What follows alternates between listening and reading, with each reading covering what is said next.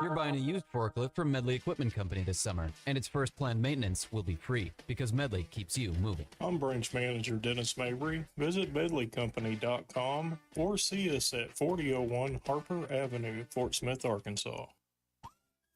The best things in life never change. They just get better, like Hardee's Original Bag, just $6.99. Loaded with fries, a drink, and 2 full-size favorites. A juicy charbroiled double cheeseburger, melty hot ham and cheese sandwich, or crispy hand-breaded chicken tender wrap. Choose any 2 plus fries and a drink, all only $6.99. Hardee's Original Bag, loaded with handcrafted goodness. It's the greatest meal deal for your buck. Available for a limited time at participating restaurants.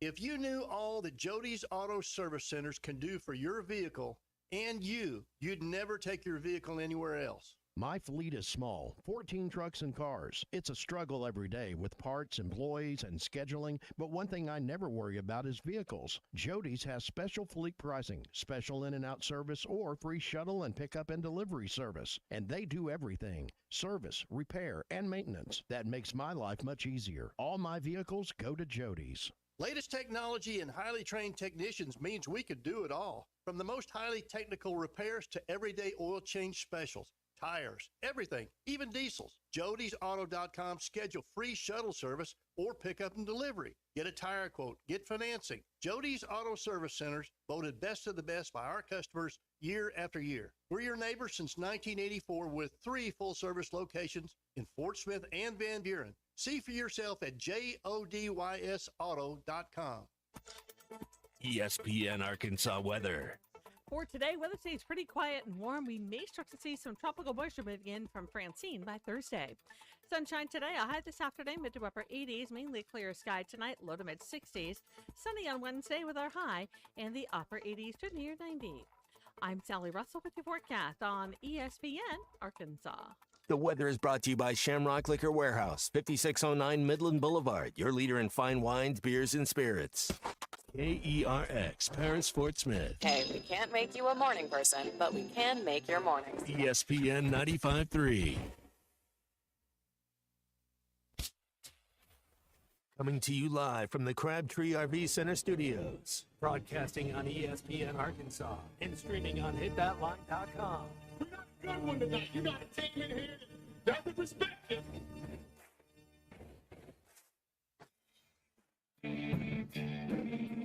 If I'm all right. Why can't they dominate? And we not doing it. We're going to go get one and celebrate on somebody else's field. Well,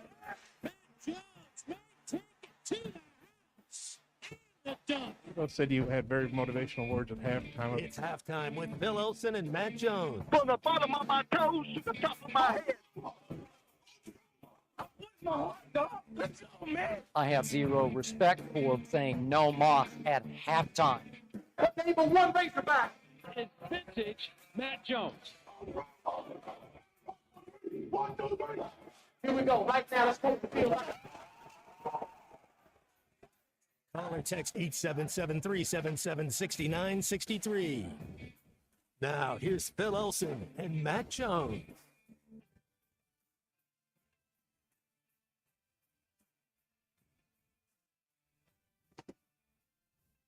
Good morning. Welcome in halftime. It's a gorgeous Tuesday all across Arkansas, and we're happy to be with you today on ESPN Arkansas. HitThatLine.com, the Hit That Line Now app. I'm Phil Elson, my partner Matt Jones. I think it's Kristen Johnston in studio today. If not, it's Colton Little, C45, and we got you for the next 3 hours on halftime. Here's what we got coming up today. We'll have Bill King, Nashville Sports Radio at 1:15. Looking around the SEC, college football, and haven't heard from her yet, but Alyssa Orange is due to join us at 12:15, a wide open hour number 1, so we can get into your calls and your texts once we get into the next segment. Good morning, Matt. How's it going today? Happy Tuesday, huh? It is a Tuesday. Tuesdays are always good days, man. Happy Tuesday. Yeah, Champions League usually on Tuesdays, Wednesdays, but we had a good one last night. The Jets score on that first drive, score early, and then you saw the better team. I mean, San Francisco, you just talk about like talent everywhere. I mean, they really have the best collection of talent, I think, in the NFL. It's like a typical Brock Purdy game, right? Game manager. They didn't have their best player. Much. Yeah. No, they didn't. And I was going to look at just Jordan Mason, who runs for 147 yards. When I felt for the kid too. You looked at the post-game pressure, and I mean, there's pressure on him because he had told the on-field reporter before the game that he found out, or I think right after the game, that he'd found out he was starting on Friday. But the Niners held off on officially calling McCaffrey out until really just before the game. So it was about a three-day stretch there where they might have known. They listed him as questionable. I mean, this is all about the betting aspect of it, I think, more than anything else. But look, I mean, he had the kind of game that maybe you'd expect from Christian McCaffrey, 147 yards. You know that he ran for 206 all of last year, and Mason nearly outdoes that, comes close to outdoing that in one game. So, I mean, you got a guy, and look, I'd not heard of Jordan Mason before. So hey, maybe there's an example of the best talent in the NFL. When you don't have your best player and potentially the best running back in the league available for you, and it didn't mean a darn thing either. And against a team that's got a decent defense too, they don't have the pass rusher that they expected by this point in Hassan Reddick, but they certainly do.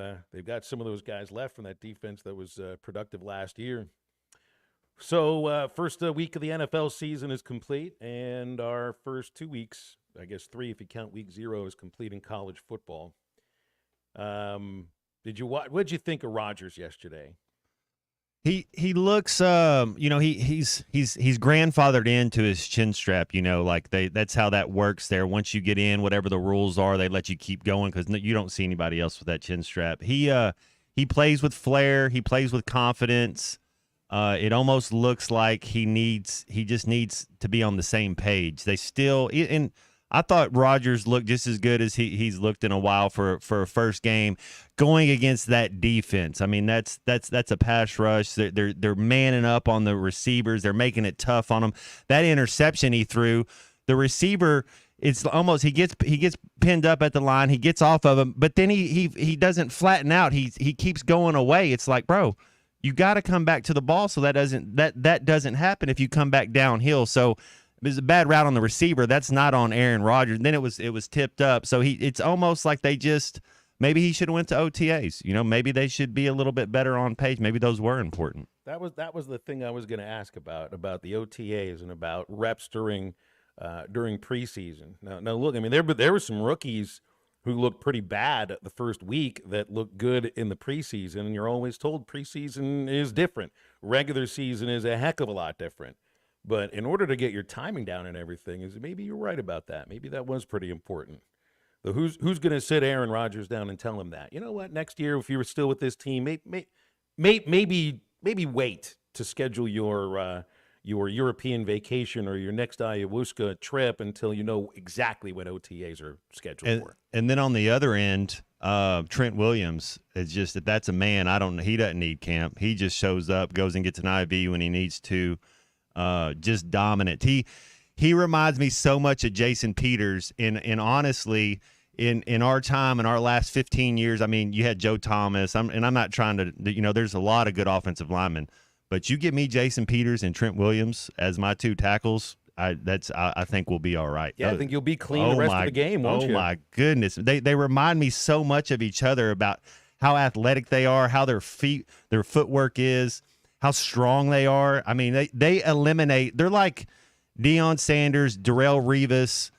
When you're like, hey, I want you to go guard somebody and you're going to eliminate them. They eliminate that pass rush on that side. Like it doesn't matter. You better scheme up something else because you're not beating him. I've heard you talk a lot about offensive line and the intelligence that goes into it. Do you view, because I wonder, you'd expect quarterbacks need to be at OTAs. Quarterbacks need to be at preseason camp. Quarterbacks need to maybe get a few reps in preseason. But for tackles that have been around for a long time, think about how many snaps Aaron Rodgers has taken in his career. And Jason Peters, like, I don't even remember if he is signed by the moment, but there have been years where he didn't go to camp with anybody. He was just on his own for the first few weeks. Somebody signs him, inserts him into the starting lineup, and he's fine. I mean, it might take a little bit of time to shake off the rust, but for Williams, it's the same thing, right? What is it the difference between tackles and quarterbacks there? I mean, I understand there's big differences in the positions, but like you were saying, Williams, it might have just been about conditioning more than anything else. 100%. No, there's so a 53-man roster, there's always 3 or 4 guys on your team that are superstars, and he's one of them. The other 50 guys, other 49 are commoners that they can easily replaceable. You think of Brett Favre not going through camp, and like I said, that interception was on the receiver's part. It's a blitz. He's man coverage. He's getting jammed up. Break your route off of this a little bit early and come down. He's trying to throw you the ball, and he's waiting on you. Then you round it off and fade and drift with it. And so it's more on the receiver. But there's a couple guys that are just aliens. You know, they've been touched by the hand of God. They're just better. And Trent Williams is a first ballot Hall of Famer. He can roll out of bed. What's the Willie Mays Hayes? He rolls out of bed and can run faster than you. That's the same thing. Trent Williams rolls out of bed and he's better than you. I saw something on one of those Twitter accounts yesterday that gives you little facts about movies that you never thought about, and it was about Wesley Snipes and Willie Mays Hayes in Major League. If you ever notice, whenever he's running in slow motion, and they did that because Wesley Snipes apparently was not fast. I thought, well, I guess that's one way to make somebody look fast. Tell everybody, guess what? You're just going to run at about 60, 70% speed. Wesley over here is going to act like the IRS is chasing him, and he's going to sprint at 110%, and we're just going to slow it down, and it's all going to work out. I thought he was the fastest man on earth in that movie. I don't know how you're going to steal 100 bases with your shoes untied. Well, it helps when you buy. It helps when you buy 100 pair of black base running gloves, which, by the way, nobody owns those anymore. He'd have to have a much larger room because he'd need 100 oven mitts up on the wall. Martha Stewart should start a baseball line. That absolutely. So, and I don't pay too much attention to the polls this point of the season, but I couldn't help and see this. The top 7 in the AP poll that came out yesterday, Matt, 6 are SEC teams. Ohio State, they're the only one that's right. not. Yeah, it's the only one that isn't. I got Texas number 1, and say what you want about everything, but that was the best win. I'd have Georgia number 2. I'd have Ohio State number 3. But I think I think that should count for something. Not last year's. What have you done this year? It's all that they have the best win so far, and all you can do is beat the teams in front of you. But I got Texas number 1 right now. Well, it really does feel like whoever wins October the 19th is going to decide who's number 1. Is that Texas, Georgia? That is Texas, Georgia, Whoa. my friend. Yeah. Well, Georgia's got Alabama before then, and I mean, look, Alabama didn't. They had issues with South Florida last year, though I think that was – I don't remember if that was if that was their road game in against USF in Tampa, because they had a 2-for-1 with the Bulls. And I don't remember where last year's game was played, but they had problems with them last year and ended up beating Georgia in the SEC championship game anyway. So, I mean, are we going to look at Alabama having some issues going into the fourth quarter against the same team this year and say that they can't beat Georgia with that game being played in Tuscaloosa? So maybe I shouldn't just jump out on a limb right now and say that Georgia's going to be 6-0 going into that Texas game. Texas, I would expect, is 6-0 going into that game, though they do have their Red River rivalry before the week before Georgia. And yeah, I don't think Oklahoma's great and everything, but throw the records out. Exactly.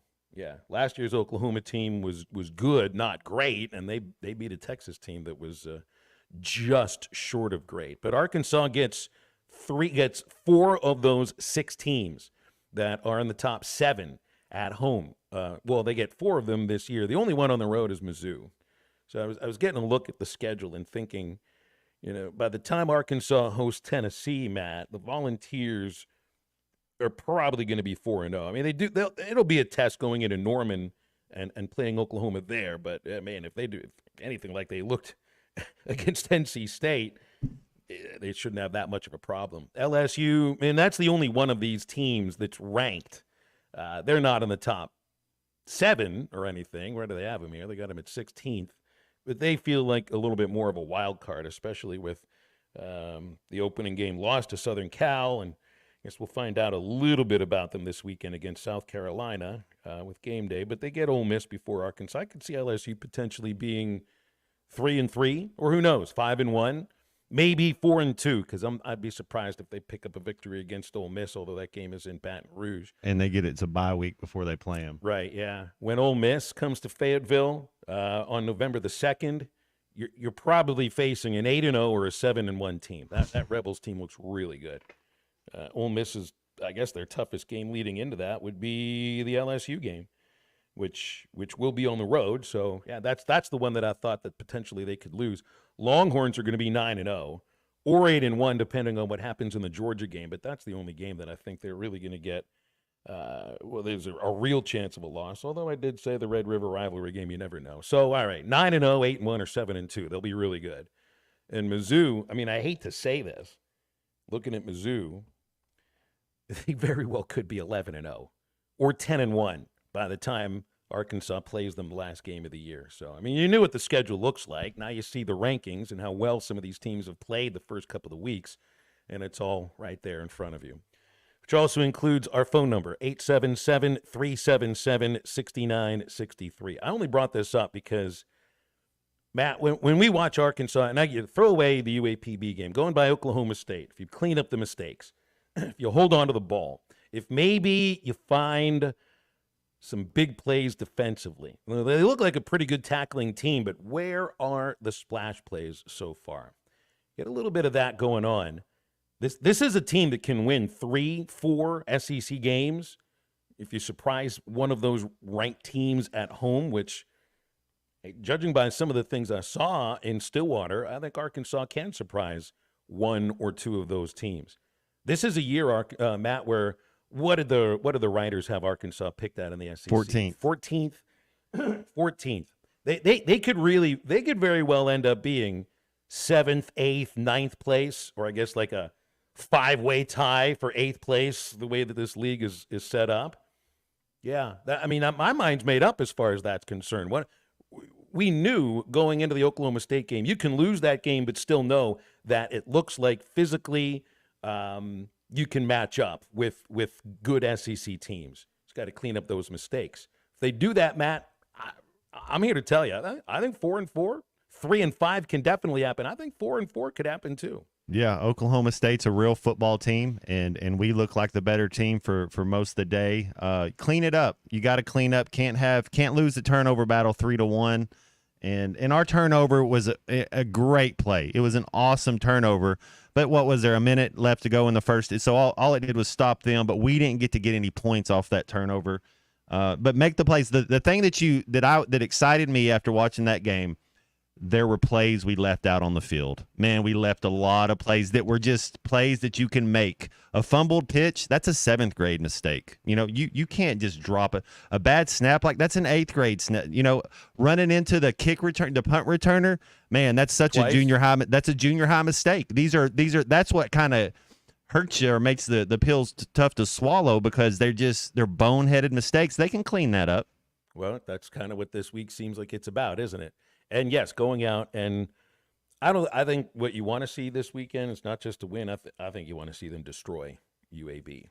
They kind of need to. I want to see my other running backs run. I thought that Coach Pittman messed up the substitution pattern a little bit. Whoever's in charge of that, you got to have Jaquindon Jackson for the entire game. So that means the third series, man. You're gonna just keep your breath going, stay ready. But we're gonna see the other back. You got to have 2 running backs anyways, and even 3, and maybe DeBinion's in the doghouse because DeBinion's running style's different. It's a little bit different, and DeBinion's a heck of a running back. He's got all the talent in the world. He must be in the doghouse because there was no reason that you didn't give DeBinion a couple carries when it got a little stagnant in the second half. Tell you what, Matt, hold that thought because I've got plenty of sound from yesterday's Sam Pittman Monday presser that includes his thoughts on Rashad DeBinion and getting some players into the game early that they didn't get into the game in Stillwater. Plus, calls and texts. 877-377-6963. We are brought to you by Crabtree RV Center in Alma. Looking for an RV for your family's adventures over the near future? There is an RV on the lot at Crabtree RV Center that is perfect for you. Just give them a visit at the junction of I-40 and I-49 in Alma, right beside the Cracker Barrel, or go online at crabtreerv.com. We'll be back with some sound from Sam Pittman right after this. The jerk store called. They're running out of you. This is halftime. With his new glasses. Looks like Clark Kent. This guy is dominating offensively. Indeed, he's also a quality guy. We had more fun talking with him. He was a walk-on. Now he's an All-American. He also is brilliant. He's a great student. Last week he got his MBA. The guy is just what college football is all about. I've been called everything. Clark Kent, Kurt Rambis, Drew Carey, you name it, I've been called it. Listen to every Razorback football game this season right here on ESPN 95.3 and hitthatline.com. What's new at Wheeler Power Sports? Short answer, a lot. All new Kawasaki Ninja 500, Z500, Eliminators, and Mule Pro Diesels. New Kawasaki Ridge side-by-side is now arriving. New Polaris Expeditions and Ranger XD 1500s. New Suzuki GSX 8R. New 2024 model Polaris Slingshots, including the Roush Edition, are now in stock. Check us out online at WheelerPowersports.com or stop by and see us at downtown Fort Smith at 901 North 11th Street. Wheeler Power Sports, keeping the good times rolling since 1967. This month, your lucky number is 7. Strike it rich with the all-new Triple Red 7 Scratch-Off game from the Arkansas Scholarship Lottery. Scratch off 1 7 to win instantly, 2 to double your prize, and 3 to triple your money. You could win the $200,000 top prize, or any part of more than $9 million in total prizes. Play Triple Red 7s, available now at lottery retailers. Call 1-800-522-4700 for Problem Gambling Helpline. Every morning in hardworking America, Hardee's biscuit makers rise to bake you Hardee's original made-from-scratch buttermilk biscuits. Famous since 1977 and still baked fresh every 15 minutes. It's not the easy way, but it's the only way to make Hardee's breakfast so good. Like our mix-and-match handcrafted breakfast biscuits. Select items, now 2 for $5. Hardee's, goodness in the making. Tax not included. Price and participation may vary. At Dobson Fiber, we're helping you build stronger connections by bringing the fastest internet network available to your business. Why fiber? Fiber internet provides reliable, symmetrical, blazing speeds. Without any interruptions or buffering, you can rely on Dobson for all your data needs. With Dobson Fiber as your premium internet provider, you can focus on the things that matter and the connections you build. To see if fiber is available to you, visit Dobson.net. Dobson Fiber, building stronger connections. This is Daryl Johnston with Hashtag Managed IT Services. We are excited to now be part of AAA Business Systems. Hashtag will continue to handle every IT need your business will have, and now, as part of AAA Business Systems, we can handle all of your document printing and storage solutions. Together, we have the expertise to meet all of your office technology needs. Find us online at aaabm.com or call us at 471-1771. Now your ideas don't have to wait. Now they have everything they need to come to life. Dell Technologies and Intel are creating technology that loves ideas, loves expanding your business, evolving your passions. We push what technology can do, so great ideas can happen right now. Find out how to bring your ideas to life at Dell.com. Welcome to Now. Ready to explore beyond the beaten path? Discover the Range Rover lineup at Land Rover of Little Rock. Experience handcrafted luxury with the capability to take on any adventure. The elegant Range Rover offers unmatched performance and first-class luxury. The Range Rover is built for every journey. Visit Land Rover of Little Rock today and explore our incredible Range Rover selection. Plus, take advantage of our promotions and recently revamped service department. Visit us at 25 Colonel Glenn Plaza Drive or log on at LandRoverLittleRock.com. Your home for every Razorback football, basketball, and baseball game. ESPN 95.3.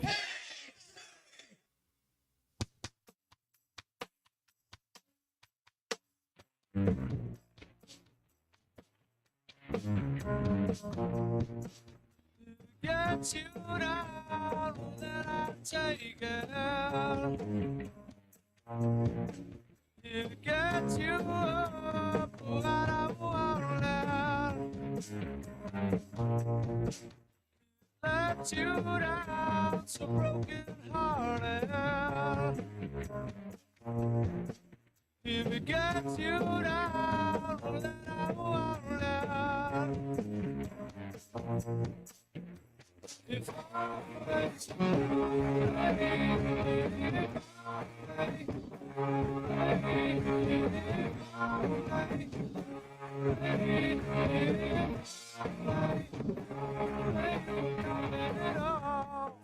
halftime on 99.5 in Northwest Arkansas, 95.3 in Fort Smith and the River Valley, 96.3 in Hot Springs and Central Arkansas, 104.3 in Harrison and Mountain Home, and everywhere on hitthatline.com. Join the conversation. Call or text 877-377-6963. Now back to the hosts. Here's Phil Elson and Matt Jones. We welcome you back here 22 minutes after the hour, and one turnover so far for Arkansas. Haven't sacked a quarterback yet either. No, you did have 4, but that all came in the first game against UAPB. It's a game that, man, I mean, you just do feel like you discount those numbers a little bit. Shutout as a shutout, 70 points or 70 points. I guess 4 sacks or sacks, but no pressures, no sacks.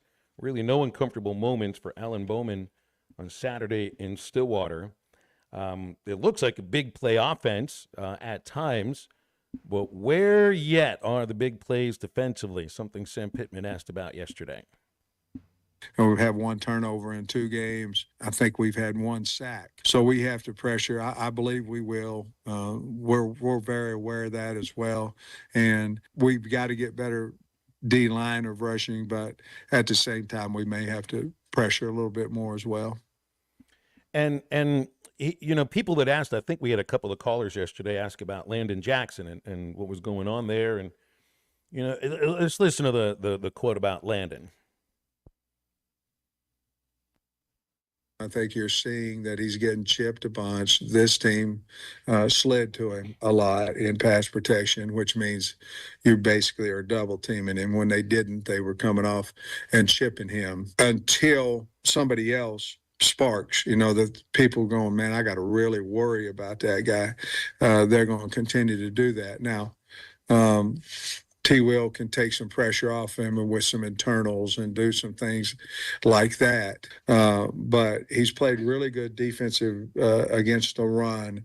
He just hadn't got to the quarterback yet, but I think that's coming. He's pointing out something that you've been hitting on really for the last couple of months, Matt, that Landon Jackson is a very good defender against the run, but hasn't been able to apply very much pressure. And I'm not sure if you can't put the blame on him because you need somebody else to flash, using Sam's terminology there. And I'm wondering, who is it? You know, you bring in a guy, Anton Junkaj, who had, 17 and a half tackles for a loss for Albany and FCS last year, 12 or 13 sacks. It just feels like it'd be a little bit much to ask for somebody to flash immediately coming up from FCS to that position specifically. You know, meaning maybe get a little pressure up the middle from Cam Ball or Eric Gregory. I do think Xavier Sori is somebody that could rush the quarterback. I wonder about this. Now, I know he's not playing the buck position, but if you're starting to look at dialing up some blitzes, and this is where the linebacking core this year, Matt, feels different to me. They're fast, they're speedy. You know, dial up the right blitz. I think they'll be difficult to chip or get a shoulder on. I think the linebackers may end up being where some of this flashing comes from. Well, you're probably right. You know, you can do some loops and some hesitations, some stunts where the 2 defensive linemen will stutter and want to go in front of the other, and then the linebacker can come over the top or go underneath in the A gap. However you want to design it, but maybe it's a 2-edged sword because my thought goes to, we had to make their quarterback beat us. We had to stop the running back. So I don't know that priority was not that you don't just get lucky and something happens and your talent and you can't get to the quarterback. That's what you would hope, that there's talent somewhere. But I think the game plan was, we're going to make sure this running back doesn't beat us.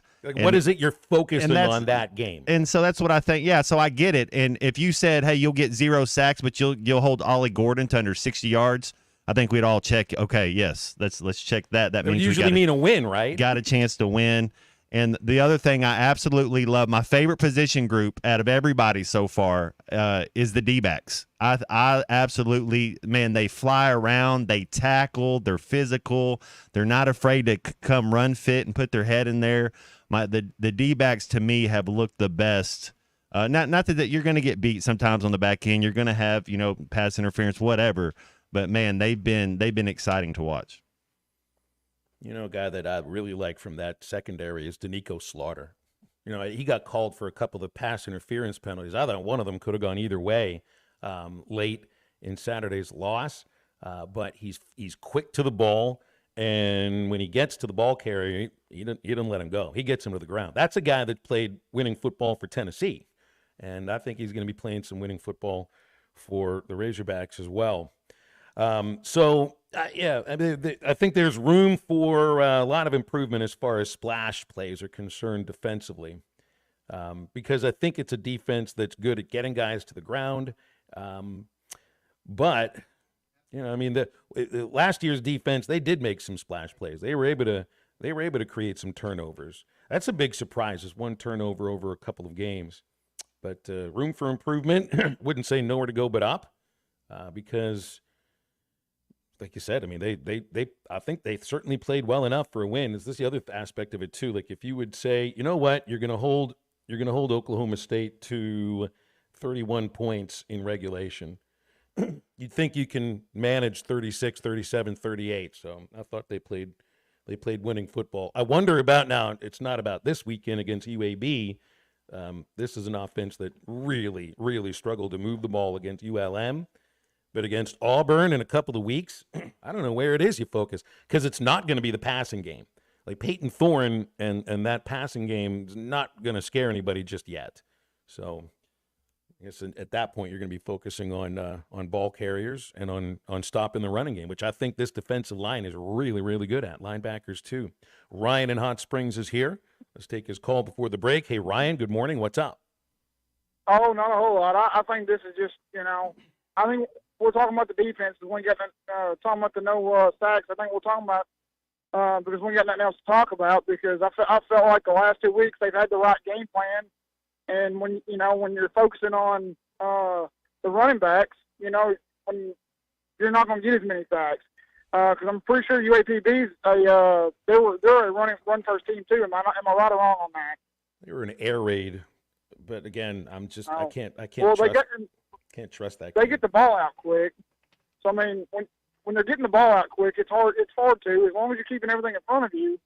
I mean, who cares if you're not getting sacks, as long as you're walking everybody down, they're not moving the ball on you. So I feel like the defense has done what they need to do to win, and that's good enough for me. I thought they did what they needed to do to win against Oklahoma State to a point. It's just, look, 48 dropbacks, 48 passes. Not every one of them was a three-step drop. Not every one of them was quick out of Alan Bowman's hand. You got to find a way to at least make him uncomfortable. It's not necessarily a matter of getting him to the ground or anything like that. It's just making him uncomfortable. And it's like you look at, forget the coach that said this. I mean, maybe you had pointed this out. Whomever hits the other team's quarterback more often in the backfield is going to win the game. I've heard a lot of people say that. You know whose quarterback was hitting the backfield more often last Saturday? Arkansas's quarterback. So you can take the box score and all of that. You look at the quarterback hurries, the sacks. Maybe that's the most telling aspect of the game. Right.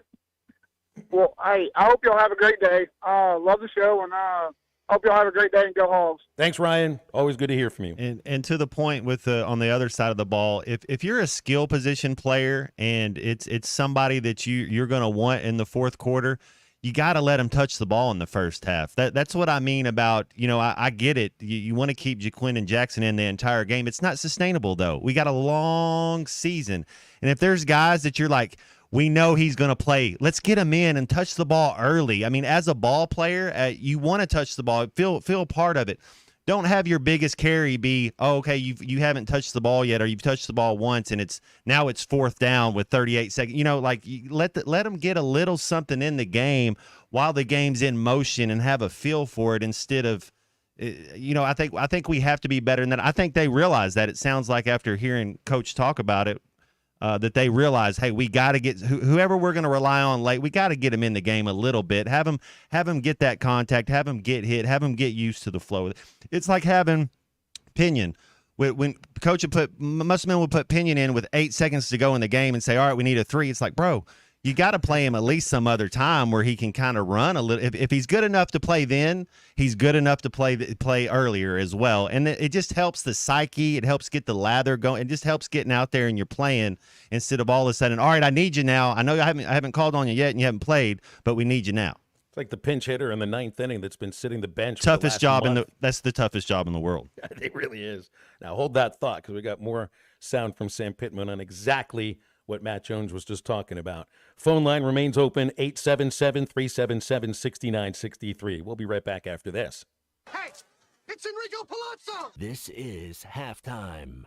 You can now download our new app in the iTunes or Google Play Store. Listen anytime and anywhere on your favorite mobile device. Just search Hit That Line now. Prescriptions require an online consultation with a healthcare provider who will determine if appropriate. Restrictions apply. See website for details and important safety information. Subscription required. Price varies based on product and subscription plan. Hey guys, did you know there's a generic form of Viagra that works just the same but is 95% cheaper? And you can get it online at hims.com/joy. Through Hims, you'll get a free medical consultation to determine the ED medication that's best for you. Discreet shipping if prescribed, a 100% online process, and a range of treatment options, including trusted generic alternatives to the name brands, at up to 95% off. ED is personal, and at Hims, so is treating it. Just go to hims.com/joy and get connected to a licensed medical provider online for free. With zero copay, no expensive appointments, and no awkward face-to-face conversations. To start your free online visit, you need to go to this exclusive address, hims.com/joy. That's hims.com/joy for your free online visit. HIMS.com/JOY. You're listening to Halftime Live from the Crabtree RV Center studios. Crabtree RV Center, where RVing is life.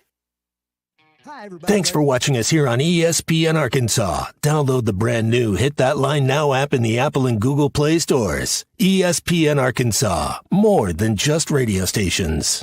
Tommy Kraft here. When it came time for new gates and some fence repairs at my home, the Fence Man was my first call. The Fence Man does it all, from large commercial jobs to small residential repairs. Wood privacy fence, vinyl fence, commercial or residential chain link, even custom wrought iron fencing. 479-782-3936. 18 months, same as cash financing with approved credit is now available. If it involves fencing, the Fence Man does it. The Fence Man. He ain't afraid of no work. 479-782-3936. A dandy white perch. Big old slab. C'est bon, Sakhalin. One beautiful crappie. It's a paper mouse. Some serious crappie. Nice speck. We got crappies. They might go by different names, but all prefer the same thing.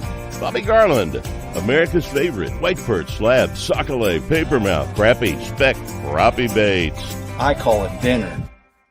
BetOnline is the world's most trusted betting platform and your number one source for everything football. From the preseason NFL to college kicking off, BetOnline has every stat, every matchup, and even live odds and spreads while the games are being played. Think you know your stuff? Try our winner-take-all $300,000 NFL Survivor Pool for the upcoming season. When the game is over, head over to our online casino and get in on a game of blackjack or poker or unwind with one of our over 150 slots games. Head to the website today and use promo code BELIEVE and get in on the action. Bet online. The game starts here. Hey, ESPN 96.3 and hitthatline.com. Have you been to Swark Liquor? Trey Gentry and his team have a phenomenal spot. It's the first liquor stop in Arkansas for our Dallas and Texas fans traveling up to the hill. So if you're heading to Fayetteville, the lake, a cabin weekend, hunting, fishing, or any other activity you need your favorite drink, stop by Swark Liquor. And check out their apparel too. You'll want to wear it. Swark Liquor, 864 East Collin Ray Drive in Queen, Arkansas. Swark Liquor, we promise to keep them cold for you. Thanks for watching us here on ESPN Arkansas. Download the brand new Hit That Line Now app in the Apple and Google Play stores. ESPN Arkansas, more than just radio stations. Tommy Kraft here. When it came time for new gates and some fence repairs at my home, the Fence Man was my first call. The Fence Man does it all, from large commercial jobs to small residential repairs. Wood privacy fence, vinyl fence, commercial or residential chain link, even custom wrought iron fencing. 479-782-3936. 18 months, same as cash financing with approved credit is now available. If it involves fencing, the Fence Man does it. The Fence Man. He ain't afraid of no work. 479-782-3936. It's a dandy white perch. Game. ESPN 95.3. Get up now. Place your feet on solid ground. Get up now. Friends coming down, who's got you now? Those obstacles ahead, they don't disappear if you stay trapped inside your head. So get on out and face yourself. Get on out.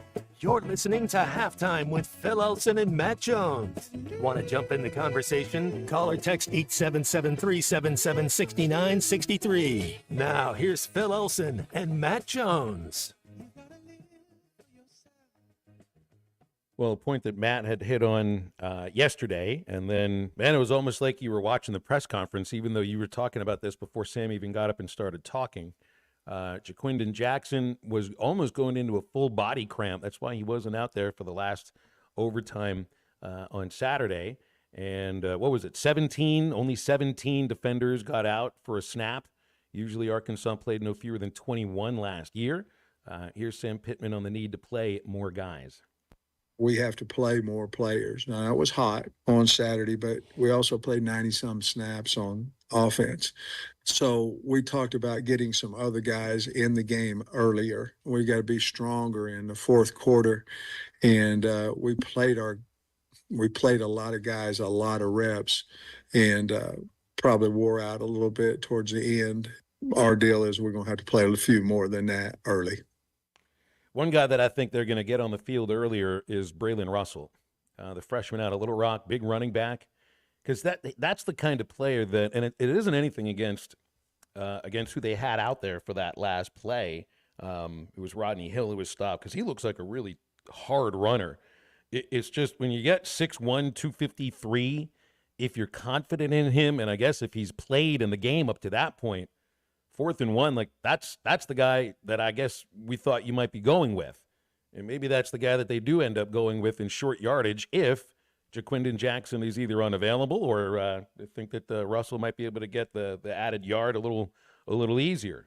But right there's an example of what you're talking about. And you got a group of 5 running backs on the depth chart here. You only had 2 of them get out there and play. Yeah, Russell and Hill, they kind of seem, probably similar running styles. Dominions a little different, but yeah, no, absolutely. Coach Pittman's 100% right. You gotta, and I get it. You're in the game. You're in the moment of it. You see what's working. It's tough to kind of change, but you have to. You gotta insert RB2 and let him go a series and let him. You got to do a couple different things. It's just not sustainable. For your quarterback and for your RB1 to have 22 carries and 18 carries each week, that's going to be tough. Now, and I'm not quite sure what the deal is with Dubinion, because now I know that there was an injury that slowed him down in preseason camp. Maybe that's the reason why he was surpassed on the depth chart by Rodney Hill and by Braylon Russell. Well, there's something wrong because Phil Dubinion's just as talented as any of those guys. Mm-hmm. So I've been a part of it. A new coaching staff comes in, something doesn't set right, and then you get put 4th in the depth chart. You just got to keep your head down and keep grinding and keep working. And when your number gets called, you got to show out because Dubinion's running style is a little bit different. I thought it would have been perfect for that 4th down. The way he chops his feet, his vision, what he's able to do falling forward. And this offensive staff, they've seen him in spring and in camp. They haven't really seen him in a game. But I'm a Dubinion fan. There's got to be a disconnect somewhere because there's no reason that your second game of the season, Dubinion, third-year guy there, didn't get a single touch. That's interesting. The point that you're making there, that maybe it has more to do with new coaching staff and just how personalities mesh, or the expectations that go along with it, because you have almost an entirely new offensive staff, and this is one of the. He's the only returner from that position group from last year. Dubinion, if he's 100% healthy, he could be like a second-team all-conference running back. Here's Sam Pittman on what's going on with Rashad Dubinion. Well, he's got to practice. He hadn't practiced as well, and he has to practice. And he's healthy right now, and so if he practices well, he'll certainly be in the mix. That sounds like Doghouse, doesn't it? He's healthy scratch. Phil, there's nothing worse than coach telling you you're healthy, but I feel like these other guys give us a chance to win better than you. It's like, talk about cutting deep. Talk about Drew Bledsoe talking about Tony Romo. You get a healthy scratch and he doesn't play you. man, you better be first to work out. You better change. Sometimes they do it to see how you respond and see how you act. He better turn it back up to 11 if he wants to get out there, because there's no reason to have that much talent sitting on the bench. You know what? The words that would hit me when Howard Ellison would say it, I'm really disappointed. I'm not mad. That's right. I'd rather be mad. I mean, I'd rather be backed into the corner and screamed at with a finger in my face than to be told that I was disappointing the guy who the people that spawned me. It's a good point. And see, that's Sam Pittman, like putting him on blast without blasting him. That's saying it in a coach. very That's nice right. way. That's right. That would have been said maybe a little bit differently by a few other coaches. You're Sam Pittman on still learning about these guys. And I found this interesting. He's comparing, and I guess Bobby Petrino had said something like this at halftime. And why did it look like Oklahoma State never panicked? Because they have basically the same team that they had from the year before. They're comfortable around each other. They trust each other. And Arkansas, they might trust each other, but they're still learning about this team. He's playing his tail off. I think, when we talked about it, especially offensively, when we're in there, and Bobby said it probably the best, in that, those guys know about their team. They've got 18 guys that's been back, and he said, we're still learning about ours, as we're sitting there talking about it. I thought about it. It makes a lot of sense. You're asking, there's a lot of new guys, Jaquindon, and just a lot, or O-line. And so we're learning a little bit about each one of them going into that environment. I wish we had like one more game before we went and played Oklahoma State, to be perfectly honest with you. The first one, we really didn't get tested at all, That was the other. I'd cut that soundbite off before he got into, and he was trying to be as diplomatic as possible. It isn't really just a matter of, I wish I had another game against Oklahoma State. I think you wish you played a better team than before you played Oklahoma State. Somebody that really would have tested you. Somebody that you may have had to feel that you need to sub guys in the first half so that your starters are rested and ready to go for the second half, so that you didn't have to play your 3s and 4s in the second half. It's like when I look at how the schedule was put together, and it was put together years ago. So who knows? You would have liked to play a better team, or you would have liked to have had another game ahead of Oklahoma State. Yes, absolutely. You're going to know more about these guys, though, because after this game, Matt, because this is the you broken the whole season down into 3-game stretches. This is the third game. I just feel like, what are you going to learn about your team right now? You're going to learn about their ability to bounce back after a heartbreaking loss in which they know that they should have won that game. You're going to learn about their mentality this Saturday. How's your attitude? How are you showing up this week? Are you still hungry? Or don't hold your head down, because if you're an Arkansas Razorback, the plays were out there. The coaches can't go out there and make the plays for you. You were in position all day to make plays, and if you make one play here, you make one play there. There's 12 plays that we probably could have made and we didn't make, and it goes the other way. So you got to take accountability. You got to look yourself in the mirror. It's on you. It's on the players. And when they go back and watch film, man, there was play after play that we just didn't quite make, that I know we're capable of. So how do they bounce back? I think they'll bounce back fine this week. Man, it must have been a long bus ride back. It's always a long bus ride. I hate riding the bus. It's never been enjoyable or comfortable or anything like that. And I imagine you probably get a chance to sleep a little bit better on the plane than on the bus. So you don't have to sit there thinking about it much. Like, I don't know about you, Matt, but I was never able – I can't stay awake on an airplane or on a bus, which probably is a blessing. I couldn't sleep after a game, no matter what time the game was, win or loss. Usually after a loss, it was harder to go to win. Eventually you go to sleep and get some rest, but I couldn't tell you, college, pros, whatever. At the game day after your game, everything's running through your mind of what you could have done better, what you could have done here. Losses always hurt a little bit more than the wins, obviously. And the wins, you can still go back and say, I could have done this, but you were able to win. But yeah, there'd have been zero sleeping for me. All right, I'm going to take a very quick 2-minute nap. We'll come back and wrap up hour number 1 of Halftime in just a moment. It'll be like this one time at band camp. This is halftime. Nestled in the beautiful Ozark Mountains, the OARC General Store has been serving customers since 1890. OARC General Store serves the freshest homemade burgers, fries, and pies with the friendliest staff you'll ever meet. You won't be disappointed on your adventure stepping back in time. Whether you're on a motorcycle, top down in a Jeep, or just out for a Sunday drive, make sure you check out the OARC General Store in North Johnson County. Hop off I-40 in Ozark or Clarksville for one of the most beautiful 30-minute drives in all of Arkansas. For hours or location, go to OARC General Store on Facebook. Come see Cody and the gang on Advanced Mechanical Performance. You can find him at 3201 Wheeler Avenue in Fort Smith.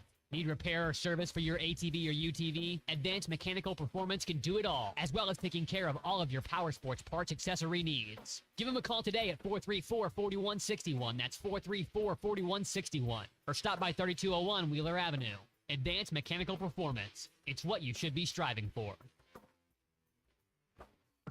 Colorworks Paint and Body in Barling offers professional automotive painting, bodywork, and fabrication that is unsurpassed in talent and dedication. Owner Andy Harrod uses the latest in collision repair technology to ensure all damage is addressed, whether it's visible or hidden, and works with all insurance companies. Andy and his crew have the experience and commitment to give you complete trust in the repair of your vehicle, no matter the size of the job. Colorworks is located at 1206 Fort Street in Barling, across from Dollar General, and is on Facebook, where you can check out their work.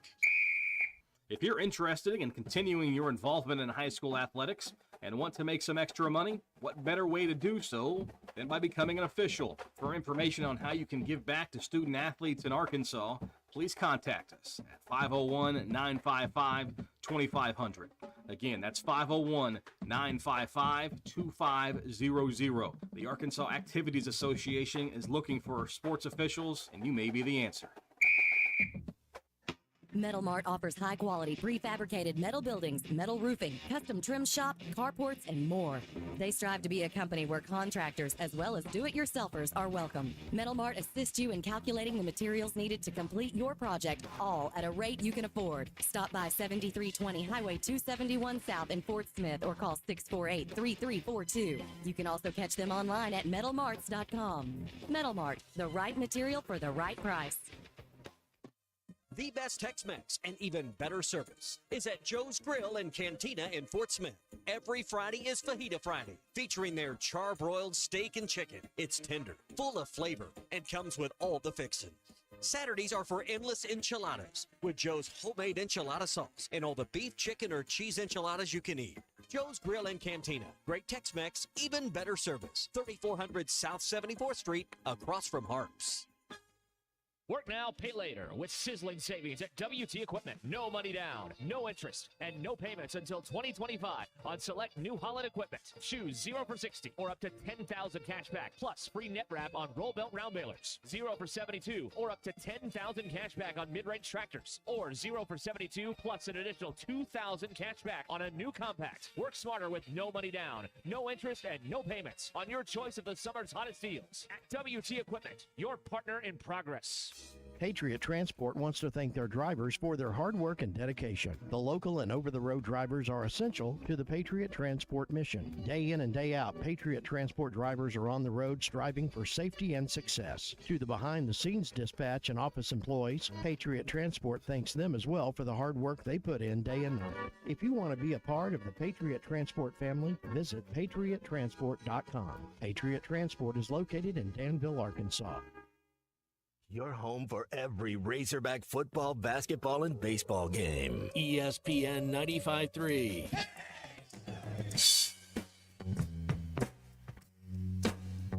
Lonely feeling deep inside. Find a corner where I can hide. Silent footsteps crowding me. Sudden darkness. See, no sugar tonight in my coffee, no sugar tonight in my tea, no sugar to stand beside me, no sugar to run with me.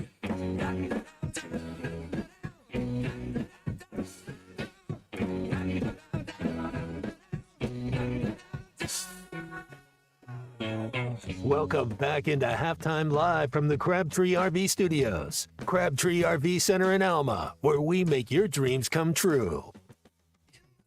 Matt, you see the photo of the Empire State Building flashing Darth Vader up there in red on it? It didn't even hit me until a couple of friends texted me about it. They were like, "See, Empire Strikes Back building." It was perfect. I think I'd read or I saw somewhere where it was 21 minutes of actual screen time in those Star Wars movies for James Earl Jones, and that first one he recorded everything in 3 hours, and that was like his biggest. You didn't know how it was, and apparently he was better on the stage. He won 2 Tony Awards. Yep. I mean, he's awesome. Again, I'm not saying that, but that thing, you never know what it is, but it was 2.5, 3 hours of voiceover stuff for the whole Star Wars, and that was like one of his most famous things. I saw a video of this yesterday. This cracked me up. If you ever get a chance, you get to see the scenes with Darth Vader with the actor who's actually playing him with his voice, because this was all dubbed over. I mean, it sounds like Darth Vader as an accountant. It doesn't work at all. In fact, it makes you laugh. And I wondered, how the hell did Carrie Fisher keep a straight face with I don't know, like Greg Bergenstein playing the scariest man in the universe right across from her? Is that you had Christian C. movie watch? Is it Spaceballs, where the guy that you see his face? It's Honey, I Shrunk the Kids guy. I think that's Rick Moranis. Yep, that's right. Dark helmet. Yeah. Yes, he does a very good, almost James Earl Jones. But when it comes to sports, he'll always be remembered for this. Ray, people will come, Ray. They'll come to Iowa for reasons they can't even fathom. They'll turn up your driveway, not knowing for sure why they're doing it. They'll arrive at your door as innocent as children, longing for the past. Of course, we won't mind if you look around, you'll say. It's only $20 per person. They'll pass over the money without even thinking about it. So it is money they have and peace they like. Ray, just sign the papers. And they'll walk out to the bleachers.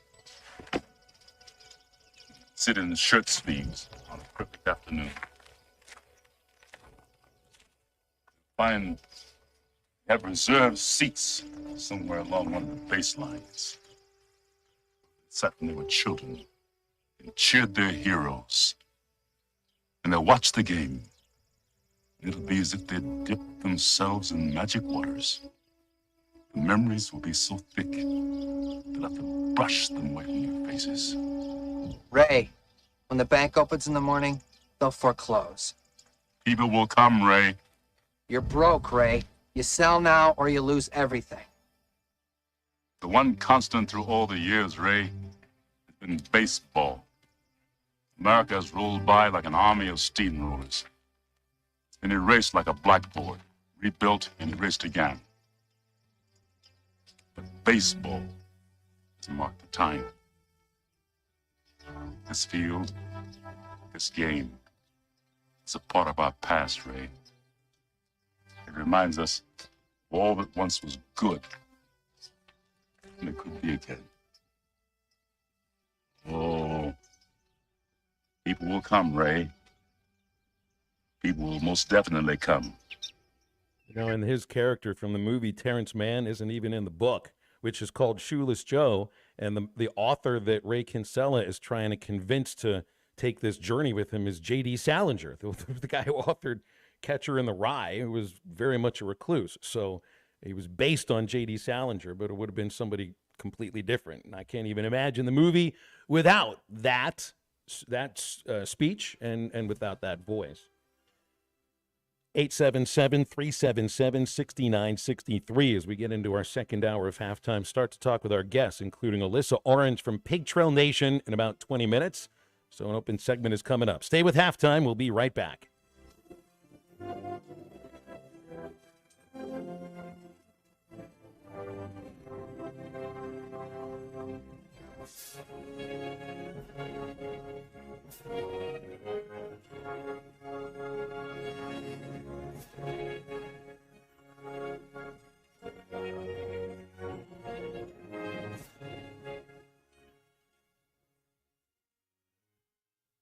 Tommy Kraft here. When it came time for new gates and some fence repairs at my home, the Fence Man was my first call. The Fence Man does it all, from large commercial jobs to small residential repairs. Wood privacy fence, vinyl fence, commercial or residential chain link, even custom wrought iron fencing. 479-782-3936. 18 months, same as cash financing with approved credit is now available. If it involves fencing, the Fence Man does it. The Fence Man. He ain't afraid of no work. 479-782-3936. Don't miss A Night of Hope, an evening with John Calipari, Tuesday, September 17th at Pinnacle Country Club in Rogers. The evening gets underway at 6:15 with a VIP meet and greet and cocktail party for premium sponsors. At 6:30, hear Razorbacks coach Cal with special guest Joe Klein. Tickets, tables, and sponsorships are all available by logging on to teamlukehopeforminds.org. A Night of Hope, supporting children after brain injury, September 17th. Log on now, teamlukehopeforminds.org.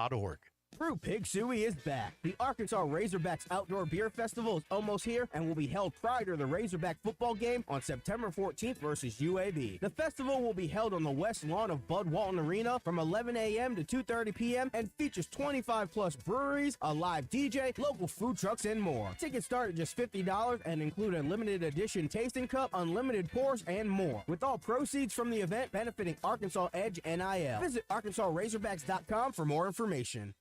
When you need legal help, turn to the law offices of Craig L. Cook. With over 40 years combined experience, the Cook Law Team works for you. If you've been injured in an auto accident, hurt on the job, a victim of nursing home negligence, or need help with bankruptcy, Social Security, wills, trusts, estates, or family law issues, Craig Cook will go to work for you. Call us today, 479-783-8000. The law offices of Craig L. Cook with locations in Arkansas and Oklahoma. We work for working people. Did you know that almost 80% of all advertising is spent on digital? This is Dale Daniels, Digital Sales Manager for ESPN Arkansas, and due to the growth in digital advertising, we have the opportunity for the right person to join our team. Digital and radio advertising go hand in hand, and we're looking for someone to help businesses grow with this powerful combination. If you have experience in broadcast and digital marketing or business development, we want to hear from you. Email your resume to sales@hitthatline.com. Pearson Broadcasting is an equal opportunity employer. ESPN Arkansas weather. For today, weather stays pretty quiet and warm. We may start to see some tropical moisture begin from Francine by Thursday.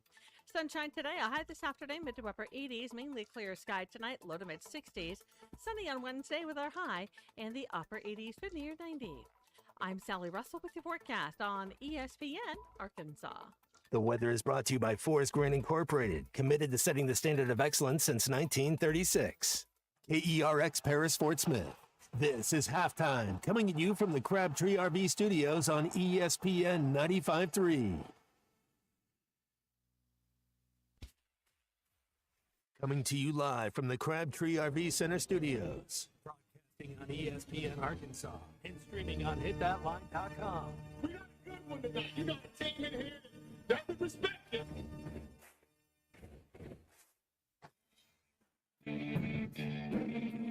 If I'm all right. What can't they dominate? And we not doing it. We're going to go get one and celebrate on somebody else's field. Well, Matt Jones, man, take it to the house.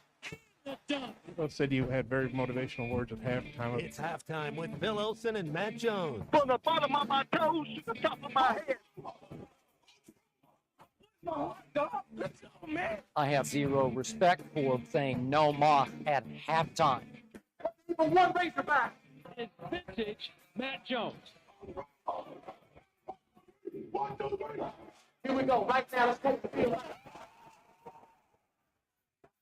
Call or text 877-377-6963. Now, here's Phil Olsen and Matt Jones.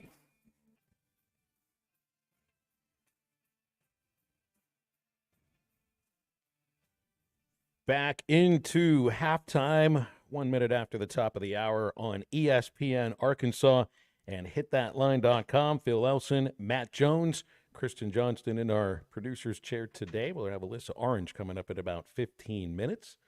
So it's an open segment right now. If you want to get on, 877-377-6963 to get with us. And a question I've been asking, who are going to be the playmaking defenders for the Arkansas football team? I've liked him from the start, Jaheim Singletary. He's the one who came up with the interception against Oklahoma State, Matt. I like Danico Slaughter. I like Jaden Johnson in the backfield. I do think Xavier Sori is going to come up huge. His speed for me really does stand out. And, hey, he might have made the play that potentially could have put Arkansas in position to win in the second overtime had he not picked up the Oklahoma State running back and thrown him to the ground the way that he did. But, man, the way he gets into the backfield, I think that's somebody who's going to come up with plenty of TFLs this year. Absolutely. I like those kids. I was just impressed the way they tackled. I was worried about, going into the game, some questions you had was, can we stop their running back? Can we get to the passer? And how are we going to tackle on the back end? We did 2 of those 3 things absolutely great. We stopped the running back and tackled on the back end great. And we just couldn't get to the passer. We've got to find a way, and it's a little bit of give and take. Are you going to pass blitz? The quarterback gets into the right run play, they can gash you. That's the beauty of it. That's the chess match part of it. That if you can scheme it up right, which I think Travis Williams can. But to say, do we have guys that can just whoop their man one-on-one and get to the quarterback? It doesn't look like it so far. So we're going to have to scheme some stuff up to be able to get to the quarterback.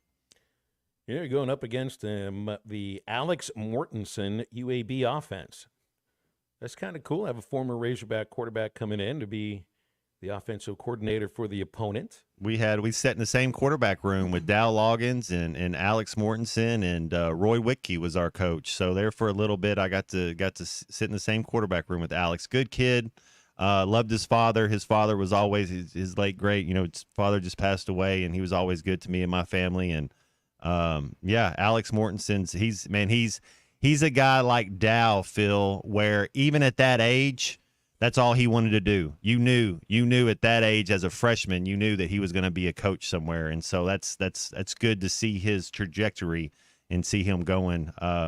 Good for him. Well, and his coming to Arkansas was the reason that Chris moved to Fayetteville. Stayed in Fayetteville, liked it so much. He moved there to watch his son play and loved it so much that he stayed and became one of the most diehard Razorback baseball fans in the entire state.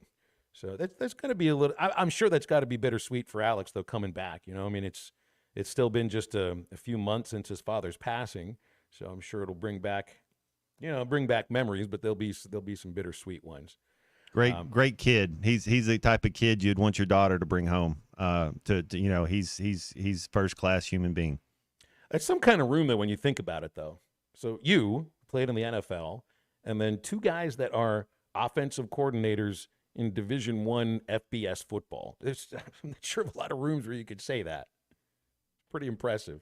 Charlie's here. Let's take a phone call from Charlie. Hey, Charlie, how you doing today? Hey guys, a little bit more tuna-like today. Feel a little better. Got a little pep in my step. How's everybody doing? I can feel the pep in your gills. Absolutely. You must have had a good day on the game yesterday, huh? You go 4-0. Man, bro, I don't even. I when I'm doing this 8 to 5 every day, a lot of times during the weekend, it's a weekend thing. I don't play. I got you. I'm more of a weekend guy, but I got to get. And I was asking C Unit actually. I just messaged them on Facebook.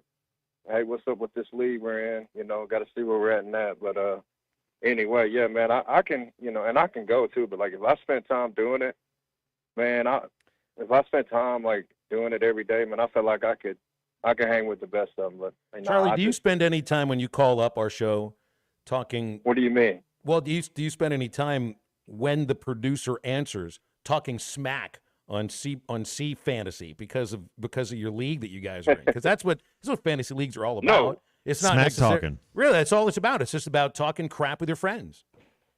Well, it is, but you know what, Phil? I look at it too. Like, I play the game like, I've always told you that I hope someday maybe I coach or, whatever. But I play the game like if I was like a coach. Like, I don't go in there and run the same 5 plays the whole game and spam or cheese the game. I mean, you play to win, right? I mean, if anybody turns on absolutely. a PlayStation or an Xbox, you're playing to win. Absolutely. You're not just playing to show up. You're not just playing to, to look like you belong on the same television screen as the person you're playing. You're playing to win. playing to win, playing to win. You know, I want to kick your butt, but I'm gonna love on you afterwards. I mean, that's the way I look at it. Love The on unit you. knows I mean, I'm that- so supposed to be. You're supposed to make fun of him. He's a humble winner. Yeah. He's too nice. Yeah, like I'm a humble winner. Like, and I'm not. That's the way I've always been. But you know, I'm just that way with anything. But I just I want to wanted to ask congratulate you on going back to using the first person. I'm just proud of you for using the word I. Well, yeah, Phil. You know, I go all over the place on here, right? But you know, I was thinking about what you guys were saying there. You know, as far as playmakers. Now the thing on Hud, right? We don't know about his back, and that hasn't been. That there hadn't been much more said on that, right, Phil? On Hudson Clark, I'm a little No, worried. I mean, I guess there's because- some testing that they'll undergo with it. I mean, it's the same. I mean, it's Tuesday, so who knows? I mean, it just sounds like Patrick Kudus isn't going to be playing anytime soon. Sounds like Marquise Robinson, they're a little worried about it because he didn't Yeah. get all the feeling back after the stinger. With Hudson Clark, I don't know. I mean, you know, that's probably what tomorrow is about. I'm sure he'll be asked about it tomorrow. Yeah. Yeah. The thing with Kudus, I haven't felt good about Kudus since all this started. Whatever reason, his body language, any of it. And I don't think it's possible that we'll get to a point where he just has to get this thing cleaned up and miss the year. And that's what I worry about. But my thing was I was going to bring a little bit of that up, the whole debt thing. Because remember when, what's his name said, we're going to do all this rotating and blah, blah, blah. I think the Kudus injury has hurt some of that. And as Sam mentioned yesterday, not being able to put some of these guys in earlier in the game, they're going to have to start doing that, right? Like Braylon Russell. By the way, these defensive linemen, how many times did y'all see some of the twos in there the other day? Because I don't remember them in Well, there very that often. that really is where they're not going to have a rotation on the offensive line. I don't think having Kudus No. out hurts them at all. But Y'all have a good one, though. it's good to Y'all hear have from a you. good one. Thank you very much, Tuna. Quincy Rhodes, you haven't seen him very much. Danny Saley, defensive tackle, big defensive tackle, transferred in from BYU. I don't think he got on the field at all in Stillwater. Giffard, the 388-pound redshirt freshman at tackle. I don't think he got on the field either. Though, look, and the defensive line looked like they did get worn down a little bit. Even though Oklahoma State only had the ball for, 24 minutes, they got worn down. Cam Ball was out there almost the entire game. Eric Gregory was out there almost the entire game. Junkaj and Davier did rotate quite a bit. I think Landon Jackson was out for just a handful of plays, if that. So that's really where I see you got to have a little more of a rotation, and at running back too.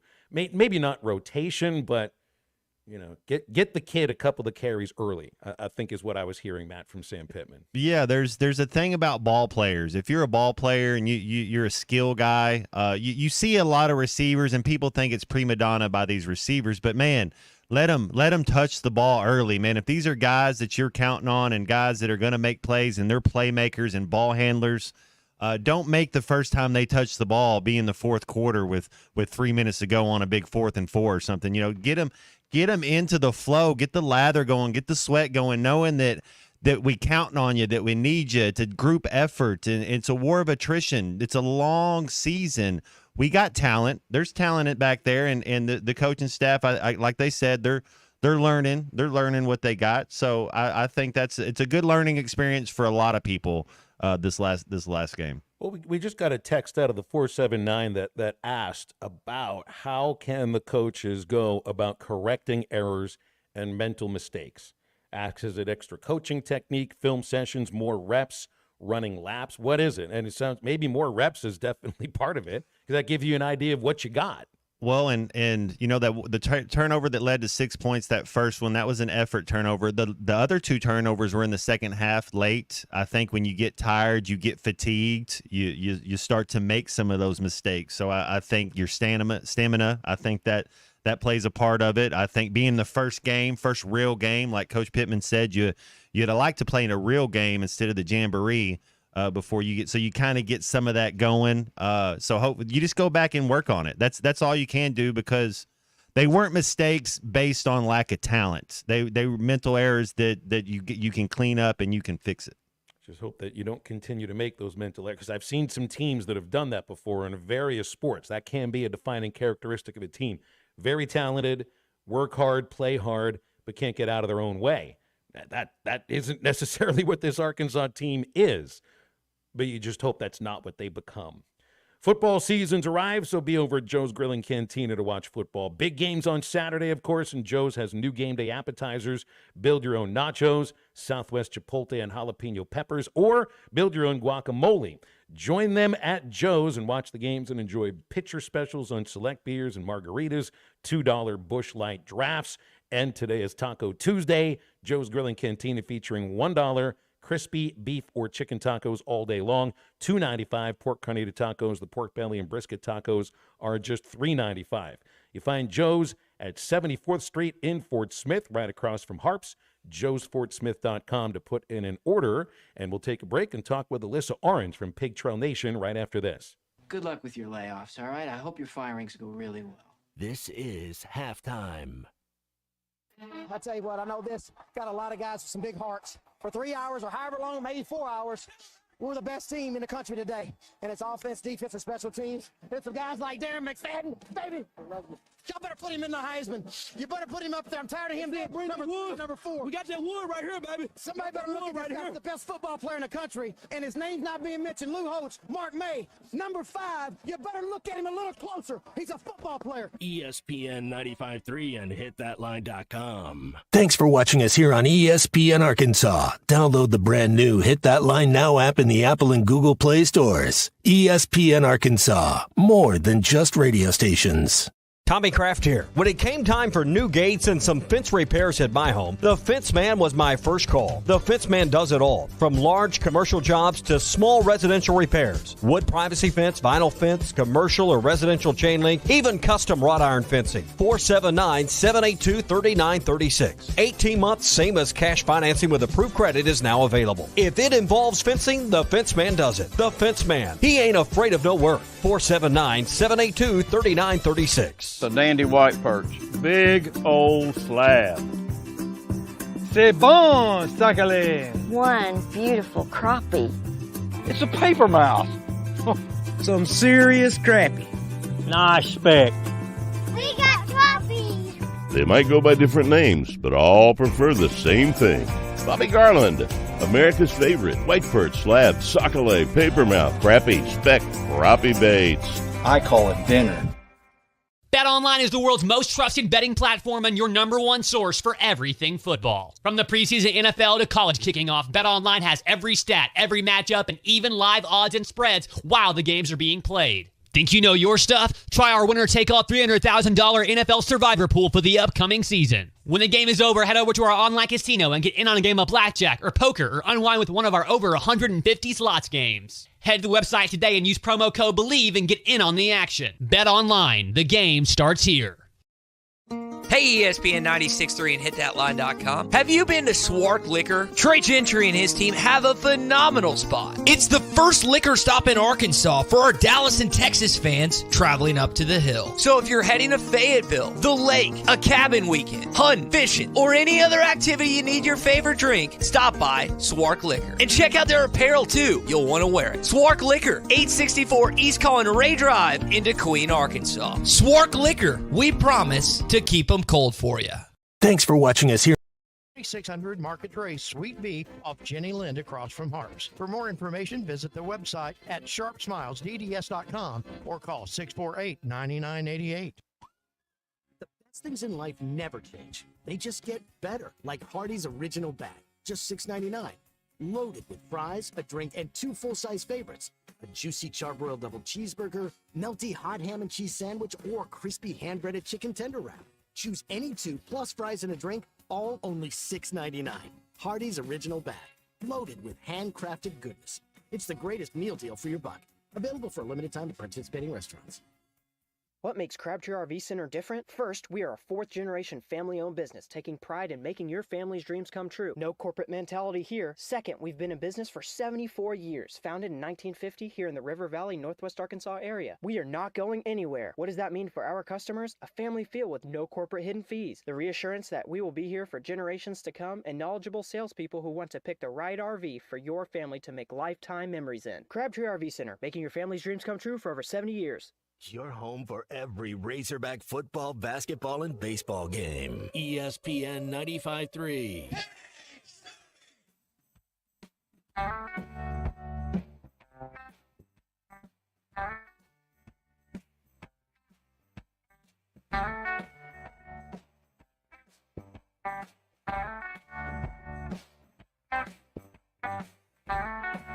Well, I snuck to a window to leave her a note. Will you come meet me at the back of the grove? All the trees were in bloom, that sweet smell in the air. We were trembling together. We were young, we were scared, yeah.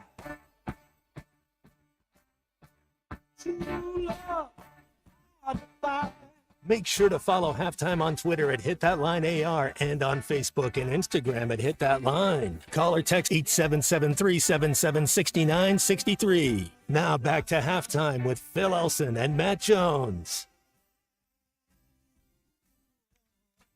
Headed right to our hotline, and Pig Trail Nation Sports Director Alyssa Orange is joining us. Always appreciate your time, Alyssa, on these Tuesdays. How you doing today? I'm doing really well. In St. Vincent, Arkansas at the moment, headed back to Fayetteville. So I apologize if the service drops out for a second or two as we drive back. But spend some time here with Coach Z and the celebration of life for his dad who passed away last Thursday. So. Yeah. How's he doing? We missed him on Saturday in the radio booth. His father, Otto, passed away. I think it was just a couple days before that. And, man, Matt's talked to me about his parents before, and he's a family man through and through, so I hated it for him. How's he doing? See, she just really well, but of course, yeah, he's holding it in together. I might lose you here in a second. Maybe I'll tell Saul to drive a little faster. Just kidding. But no, he's doing. Maybe one of those segments where if you're in St. Vincent, if you're not driving towards the freeway, I have a feeling that you have a lot of trouble getting your cell phone reception going for you. So I don't know if Alyssa's still there or not, but we may have to work on this at some point. Sounds like that is an unmistakable sound. You hear a click. You hear a click on the telephone. It's not a mouse.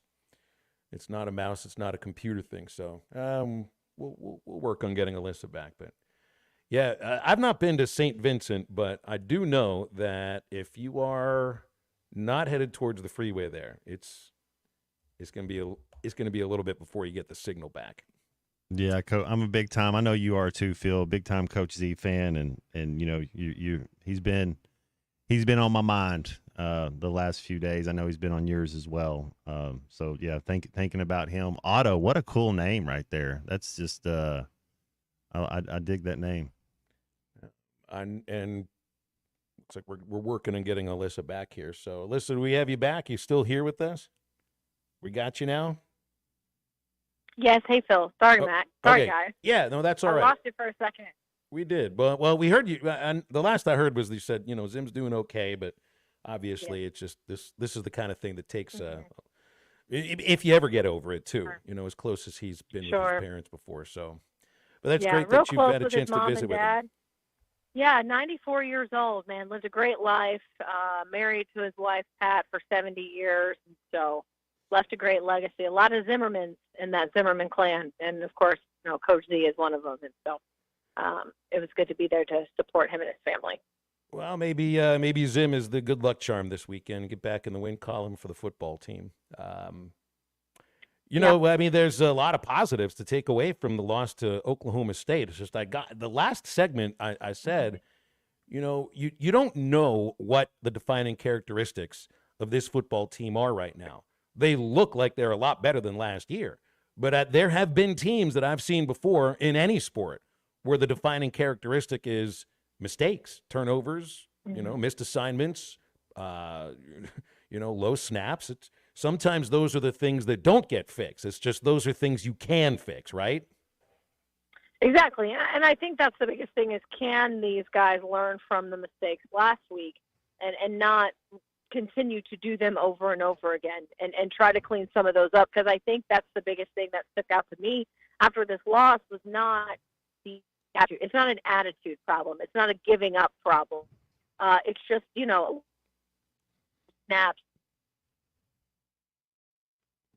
Those things you can fix. And so that's the positive, is that if you can change that and turn that around, I think, you go in and you beat UAB, but you've got a really strong chance to beat Auburn and Texas A&M right now in Auburn and at Arlington at AT&T Stadium if they continue to play clean football, because I think they're talented. I think it's why Sam said he's excited about this team, because they're a good football team when they're clicking on all cylinders and they're not making those mistakes. Clean 60 minutes of football and win some football games. Alyssa, one of the things that surprised me the most was the score was 21-0. We had the ball and Jaquindon Jackson was in the game. And it was like, why are you not putting RB2 in now? That's the perfect time to get him some reps and get him some flow, knowing it's a long year. It sounds like maybe they're going to go to that where they're going to start playing some more running backs. Do you think that helps the Hogs? I really do, and that's an excellent point, Matt, because Sam talked about it yesterday, too, where you go from a game, and I get it was UAPB and you were winning big late, so you were able to play a lot of guys, but you played about 85 guys or so in that first game, and then you only play about 35 to 40 guys in that second game. And he admitted, you even look, Matt, at the end of that game where JJ's not in, and you've got Rodney Hill and the play call there. You'd love to have a guy back there in the backfield a little bit bigger like Braylon Russell. But Braylon Russell hadn't played all game, and Sam was like, we got to get him in the game early. We have got to get guys in the game early so that we can substitute in and out, especially late in those fourth quarters where the game's on the line, and we need guys as fresh as possible. He thinks at that point guys just wore out. And I think that's what happened in with the running backs, is where guys were just getting tired. And if you were to be able to rotate some guys in, like Braylon Russell, maybe that doesn't happen. Based on what, and again, go away from anything that happened in the UAPB game. Based on what you saw from Oklahoma State, clean up the mistakes. 4-4 in the SEC, a possibility. You pull off an upset. Who knows? I mean, I'm not about to make predictions for 5-3, but wouldn't be out of the realm of possibility with the craziness in college football. I wonder if some people's minds have been changed just based on how they looked physically and how they hung with a good Oklahoma State team on the road. I think they have. Again, I think that they can beat Auburn and they can beat Texas A&M, and you can go into that Tennessee game 4-1. Now, I don't think you're going to beat a Tennessee team, and then you have Texas, and that's a tough stretch there, and that's going to be difficult. But what I think that Oklahoma State game did was give the fans who weren't sure yet a little bit of hope of this is not last year's team. This is not the same group of guys trying to just repeat and do things over again. I think people really liked Taylen Green. I was leaving the stadium, and there were Oklahoma State fans who were coming up to me just because I had, our Pig Trail Nation gear, saying, you guys got one heck of a quarterback there. He's going to be really, really good. I think Taylen Green won over a lot of people last week, despite the loss and despite some things that I know he'd love to take back and get back and redo. But I think when you look at it, you're like, okay, this Arkansas team is different. And that's the biggest thing that I think fans picked up on Saturday. Hey, Alyssa, I'm a big fan of our back end right now, our safeties, our cornerbacks. I think they've been playing extremely well. I love the way they fly around and hit. How are we – who is somebody, if it's not Landon Jackson, we have to be able to rush the quarterback, make him uncomfortable. How do you see this team getting to that? Is it going to have to be a zone blitz, something with the scheme? Because I don't know if one-on-one we have guys that can get to the quarterback. Yeah, I'm really curious to see how Anton Junkosh continues to develop and just play at this speed. He transferred in from Albany, and a lot of good defensive ends have come out of that program. But you just got to get used to the speed of the game at this level. And so I'm curious how his development goes over the course of the season. But that's where I think you look at guys like Xavier Story or Steven Dix Jr., and you get them involved a little bit more to try to get pressure on the quarterbacks. That's the one thing that they weren't able to do against Oklahoma State. And we get that Alan Bowman gets the ball out really quickly. But you got to be able to get some pressure and make guys uncomfortable back there in the pocket in order to have some success on defense.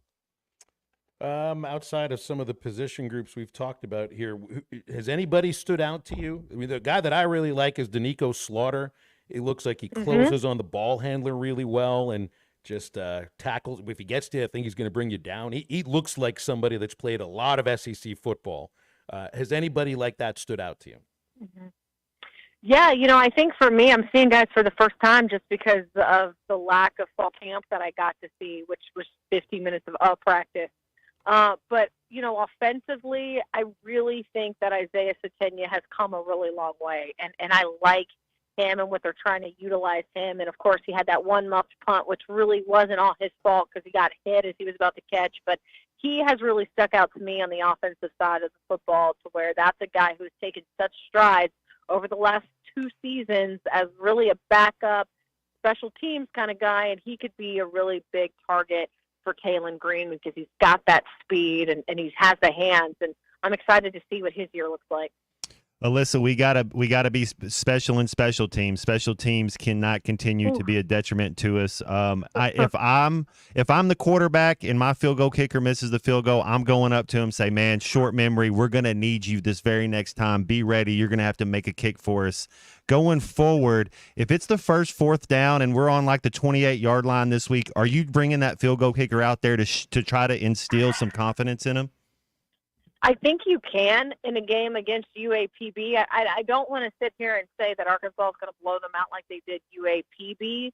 But with UAB, I think this is a game where you can gain some confidence back, where you can get a guy out there and kick the field goal to get 3 points instead of trying to get 7 because of the game is pretty much in your favor. And that's what I would do. And it's still an open competition between Ramsey and Shipley, and we'll see what happens. But these are guys who have to get confidence because you're going to need them down the stretch in these SEC games where we know are going to be very similar to Oklahoma State games, and they're going to be close, and they're going to come down to a field goal. And that's when you need those guys to be able to have the confidence to go out there and kick them. Cam Little's not coming back, so they've got to figure out exactly what they're going to do there, and it involves the kicking game that has to be strong for this team. You guys get the Pig Trail Nation vehicle all gassed up and oiled and fixed up and everything because it's like a 5-week road trip that we're all on. If you're traveling with the team and you finally get a home game here, but it's not like a homestand because the next 2 weeks are on the road. It's like I remember the schedule last year. Never saw so many road games stacked up, and then there's this year. I mean, I don't think there's a single team in college football that has a 5-week stretch like Arkansas. I think it's crazy, Phil, Matt, that right now we were there yesterday after Sam's press conference shooting some stuff with the Burles kids section of the stadium. That the field is blank. It was blank. It's 2 weeks into the football season, and it's blank because they haven't played there yet. Like, that's crazy to me that it's not even painted yet for the first home game of the season. And then they have to turn around, and then they're on the road for 2 more weeks. I don't know. Scheduling is always a hot topic. I don't know how this all gets determined, and it has a lot to do with playing at AT&T Stadium and playing at War Memorial. And this is the year that they're probably going to finish that contract and not re-sign with AT&T Stadium. So it's crazy. But, yeah, we got a flat tire in Stillwater, got the tire fixed, and the Pig Trail car's ready to go. But I'd like to stay home a little more often than that. That's a tough place to get a flat tire. If you're in town, that's okay. The town isn't all that large. So if you're even slightly out of town, you're sitting and waiting for a while. So we were lucky that it was a slowish leak. We weren't really sure what was wrong with it because it kept getting low, but we couldn't see any nails or anything. And so we filled it up, got back to Fayetteville, but I guess there was like a razor blade or something in it and had to get it fixed yesterday. So. Well, safe travels, Alyssa. Thanks for coming on and dealing with Thanks, guys. Cell phone reception and everything. We'll see you this weekend. Okay, we'll see you guys. So Alyssa Orange, Pig Trail Nation. Think of a couple of places that have been the toughest flat tires I've ever dealt with, and they're completely different places. Was with a friend in Southern California. We were headed to Disneyland, got a flat tire on the freeways in Los Angeles. I mean, that is scary. And it was also the wheel that was on the highway side, not the not the retaining wall side. That was one of the scariest moments of my life. The other would be, and it's a total 180, was coming up US 65 by Leslie, where it was all uphill just about. That's not the easiest place to switch out your tire for your spare, but I was able to pull it off somehow. I don't know. And I'm not even very handy with that kind of stuff. 877-377-6963 when you want to get with us on halftime. We'll be right back after this break. His mama named him Clay. I'm going to call him Clay. You can now download our new app in the iTunes or Google Play Store. Listen anytime and anywhere on your favorite mobile device. Just search Hit That Line now.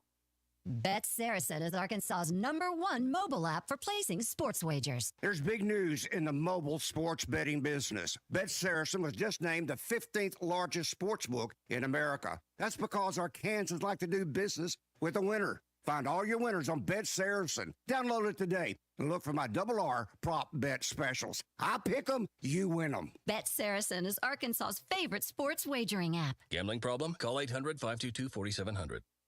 This is the story of the one. As a warehouse manager, her job is to transform chaos into clarity and to see patterns where others see problems. Luckily, she's got a partner who shares her perspective. Grainger offers over 1 million industrial-grade products, backed by real-person support and in-depth online resources, so she can tackle every task with precision and turn potential setbacks into streamlined success. Call clickgrainger.com or just stop by. Grainger, for the ones who get it done. This is halftime. Remodeling your bathroom? Don't let your imagination be limited by out-of-the-box shower doors or tub enclosures. Arkansas Glass and Mirror is your local source for all things glass, including plexiglass, mirrors, and shower doors since 1964. Arkansas Glass and Mirror has more selections, better prices, and the experience to help you build the shower of your dreams. They also have the only showroom in the area to help you create those dreams. Professional installation and professional service. Only at Arkansas Glass and Mirror, 1316 South Z Road, Fort Smith, or online at arkansasglassandmirror.com. Precision Garage Door features the finest quality materials, installation, and service for all your garage door needs, including garage door repair and new garage doors and openers. Fully licensed and insured with the largest showroom in Northwest Arkansas at 1907 Town West Drive in Rogers and in Fort Smith at 416 North 10th Street. Call Precision Garage Door today at 844-PDS-DOOR or check them out online at PrecisionDoorNWA.com. Financing is available. Precision Garage Door, voted best garage door company of Northwest Arkansas and the River Valley.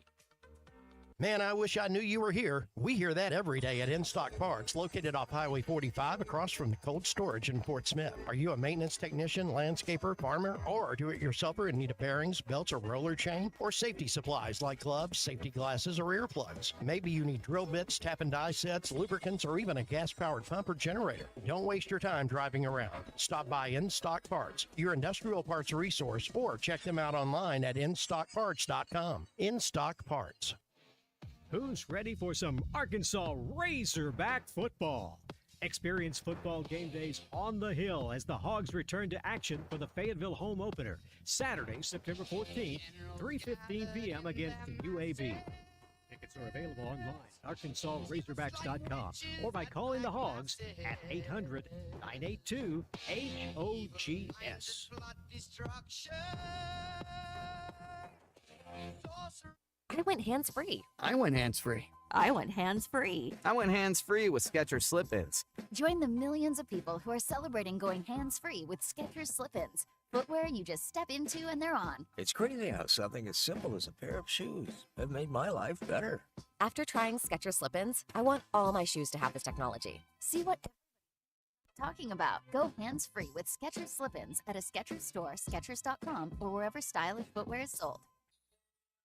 Hey, Ty Richardson for JamMart. JamMart is always trying to save you money, and that's why they partner with Valero. Hook up your checking account to the Valero Pay Plus app, and you'll get 10 cents off a gallon, plus other special deals on holidays and more. JamMart and Valero, passing on the savings to you. Now available at the 3 Fort Smith Valero JamMart locations. And stop by any of the 6 JamMart locations in the area. JamMart, the leading gas station and convenience store in the region. Your home for every Razorback football, basketball, and baseball game. ESPN 95.3.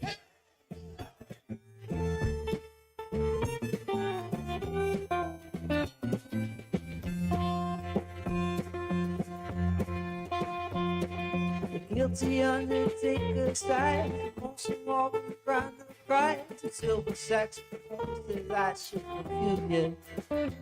All the crackberries and washed-up homes blowing through my face with stone, but it's not the way. I wasn't born to lose you. I want you.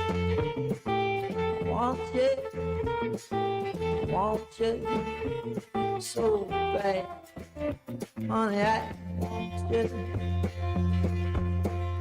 Welcome back to Halftime with Bill Elson and Matt Jones. Got a question or comment for the guys? Call or text 877-377-6963. Let's get back to the show with the voice of Arkansas Razorback baseball, Phil Elson, and Razorback football legend Matt Jones. Let's talk with Keith. He's giving us a phone call in Fort Smith. He's listening on our 95.3 affiliate. I'm guessing he is. There's a number of ways you can listen to Halftime at all our shows. Keith, how you doing, man? Hey, I'm doing well, boys. I wanted to call in and give my post-game take on the Oklahoma State game. All right, we can take those through the first hour of Wednesday. By the time we get to 12 o'clock Wednesday, we tear the box score up and move on. So you're still within range. Go ahead. Well, y'all keep it till Wednesday because y'all knew I was calling on Tuesday, so I wanted to hear what I had to say. That's right. Here's the bottom line, and I've thought long and hard about this. First off, here are my positives. Taylon Green is a stud. Taylon Green is raw. Taylon Green is a stud. Taylon Green is a great character leader for us and played his butt off, and I'm proud of him. Okay, that's the first thing I'm going to say. Another positive I felt like is I felt like our receivers had some big third down conversions and played well to put us in positions to have success and move the ball down the field. I was proud of them. Thought they answered a lot of questions about their ability. All right. The last thing I'd say is I was truthfully proud of our defense. Even though we didn't get the sacks we wanted and things like that, I thought they did everything they could do as best they could to hold us in the game. I'm going to tell you what happened. When we get to the negatives, that impacted our defense. Our special teams continues to be just poor as it gets. All right, and I'm so tired of seeing us not understand how to return a punt in terms of how to set up blocks, how to protect our returner, and those things. The Jackson fumble, that's a shame. I would have liked to see Braden Russell more, but I'm going to tell you this, and I'm all for Sam, but I've called this program many a time and talked to you about what I think about Sam. The number one thing I think we try to do as a university when we brought Petrino along was to bring a sense of ruthlessness and a killer instinct, and it was a comment from the administration that was directly put at Sam because I don't think they thought he had that. I think there was a lot of all shucks and cold beer, but there wasn't much get this ball in right here because you need to fear losing. We all need to fear losing. We need to fear coming up short as an expectation. Look at the best coaches you got right now. Sark, he's got a killer instinct. He just put it on Michigan like nobody's business. Smart has been doing that. Stoops had it. We've got guys out there that have that killer instinct, that ruthlessness. And I think Oklahoma State was the biggest question I saw, the biggest thing, reason I felt like we come up short is because we could not put the game away. We lacked that killer instinct, and we lacked that. And the truthfulness is of it, I understand why we don't have it because all these guys are new. And I think you have to develop that over time. But as we move this season on, I want to really be looking at, I'm going to be evaluating, does our coaching staff have that killer instinct? I think Travis had a great game plan, did a great job defensively. Bobby, I think, did a great job. But I really want to see our team get that killer instinct, ruthlessness before we enter SEC play. Thank you, guys. Keith, appreciate your phone call. Thank you.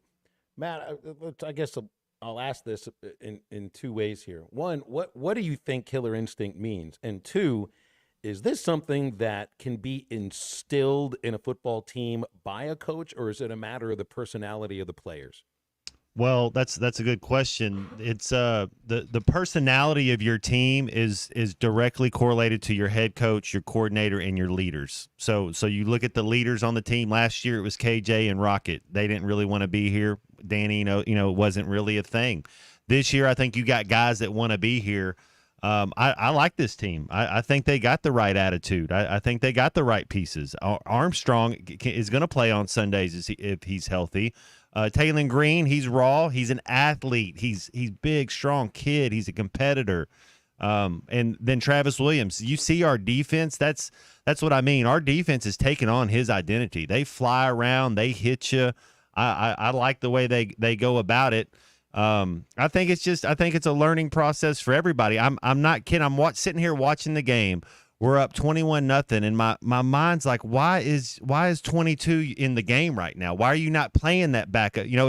This is just Coach Pittman learning. He'll learn from that. And no, you got to play your other guy too right there, and because you're going to need him as the game wears on. You're up 21-0. That's a perfect opportunity to let's see what this other running back can do, because you're going to need him as the years go on. So they're learning. I mean, the coaches didn't coach a perfect game either.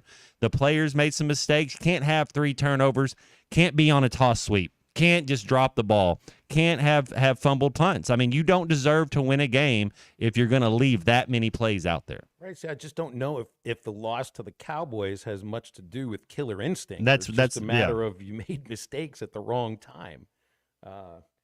And look, I mean, with Sam, there is the aw shucks. I mean, that's part of who he is and his personality. But that, does that necessarily mean that that's exactly what he's like at practice or on the sideline? I've seen him get into somebody's butt before. I've seen him get into the officials before. He's not all shucksing them all the time. That's just, I think, the press conference aspect of it. And you can't go by what you see on a press conference. That's not necessarily somebody's personality. It's somebody that's like tailoring the personality for the cameras and the microphone. I like Pittman. I like Petrino, and I like Travis Williams. I really hope, and kind of like that caller said, that if you can keep that core right there together for 2 years, 3 years, I think you could get on that trajectory of a Missouri, of an Ole Miss, of Oklahoma State, being able to win 8-9 games and then kind of do it back-to-back years with this core group. So hopefully they'll figure it out, but I'm telling you, the talent's there. There was opportunities to make plays all day, and we just didn't. We just came up a little short. Keep putting them in those positions, playmakers. The cream's going to rise to the top, and I think they'll start making some more plays. JT says Killer Instinct doesn't make mistakes at the wrong time. Killer Instinct takes advantage of the mistakes by others, but that is on the players at that point. I mean, it wasn't the coaching that led to a low snap and a bad toss. And maybe on the special teams aspect of things, maybe you can put that on coaching a little bit, because Sam even said yesterday that was twice. The same guy ends up at Satania's feet. You got the iPads on the sideline.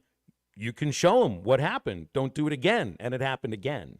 Maybe that goes a little bit on the other aspect of it. As the returner, I mean, this is again, Phil, these are 7th grade mistakes. As a returner, if you're not going to catch the freaking ball, you yell Peter. That's how, I mean, we know this from age 11. So that's another thing. That's on the guys that are out there. If you're not going to go catch the first rule is don't be a scaredy cat and go catch the freaking ball.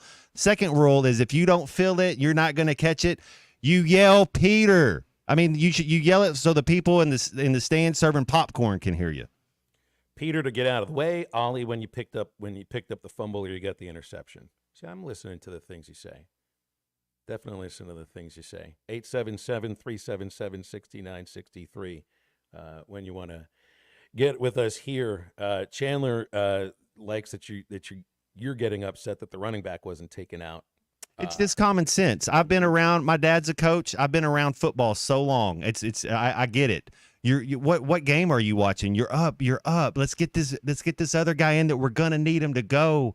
And you say the hot hand, whatever you want to say, but it's a long game. I need 22 in the fourth quarter. I need 22 getting the rock in the second overtime.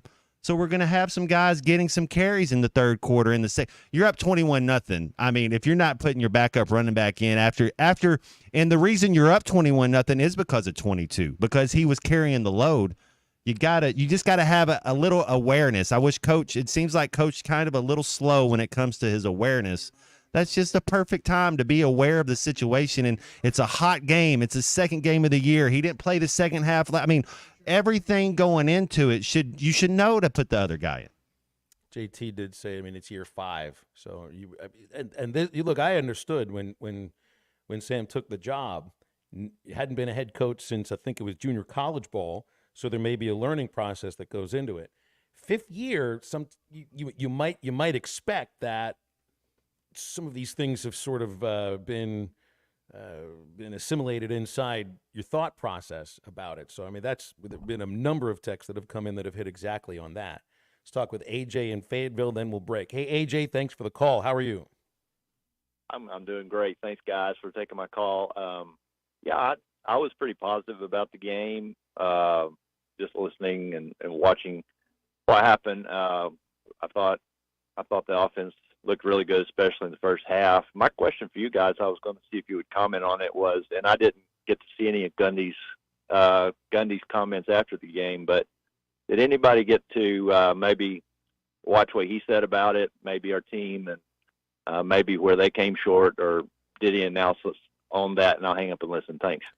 What I heard him say, first of all, he said that his coaches were out-schemed and out-coached in the first half, and that they made a lot of good adjustments, and that their team listened to those adjustments and digested it and took it into the second half. He also said he thought that the Cowboys were the better conditioned team and that that's why they won. But maybe they also used more players so that some of their guys weren't quite as tired once push came to shove at the very end. I got to write, it's Oski, not Ollie, so maybe I don't listen to exactly every single syllable. 877-377-6963. We'll wrap up our second hour of halftime right after this break. We couldn't do diddly poo offensively. Pay attention. This happens fast. Routine, scheduled, maintenance. You know it's coming one day, but that day's in the future. Then the future comes, and your wallet's not ready for that $250 maintenance. But your forklift is. It needs it.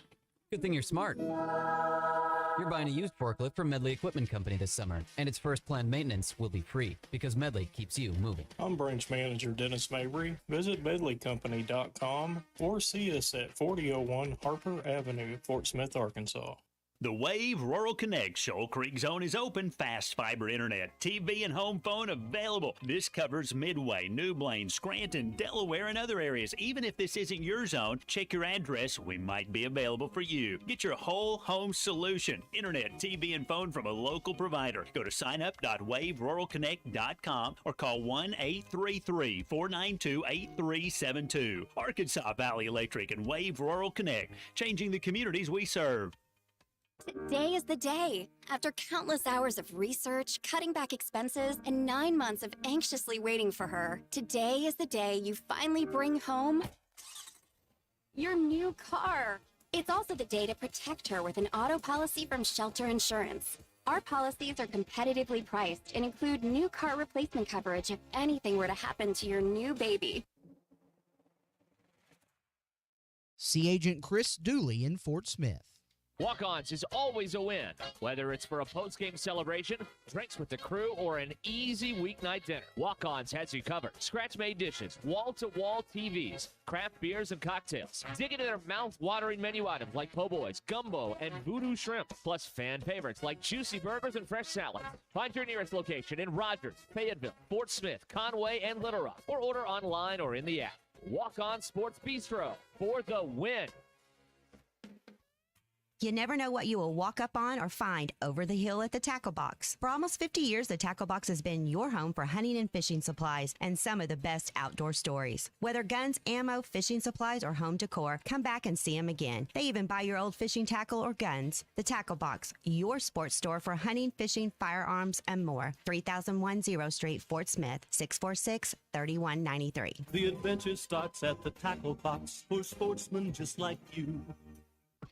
Colorworks Paint and Body in Barling offers professional automotive painting, bodywork, and fabrication that is unsurpassed in talent and dedication. Owner Andy Harrod uses the latest in collision repair technology to ensure all damage is addressed, whether it's visible or hidden, and works with all insurance companies. Andy and his crew have the experience and commitment to give you complete trust in the repair of your vehicle, no matter the size of the job. Colorworks is located at 1206 4th Street in Barling, across from Dollar General, and is on Facebook, where you can check out their work. Warning, warning, attention all homeowners. Hi, this is Justin at West Termite Pest and Lawn. It's definitely bug season, and we are priced to earn your business. Licensed in Arkansas and Oklahoma. Call today for a free evaluation. 479-782-7291. West Termite Pest and Lawn, protecting your home, health, and peace of mind. All services performed with children and pets in mind. Are you tired of the overcrowded fitness centers? Would you like a fitness option where you can actually work out? Then let's hang out. The Hangout is Sportsman's newest fitness facility. It has an 8,000 square foot gym, indoor tennis, pickleball, and basketball with more sports coming soon. The Hangout offers group and individual training in the gym and boasts 3 active tennis pros to help you grow your game. Stop in today at 5400 Gary Street or thehangoutfs.com for more information. Be a part of something different. Fitness, sports, and more. Let's hang out. Your home for every Razorback football, basketball, and baseball game. ESPN 95.3. Jackie Blue. It's alive from inside of her room. Smile when she's wearing a frown. Jackie, you're not so down. You're like your style. Is what you love of mine. Seems to be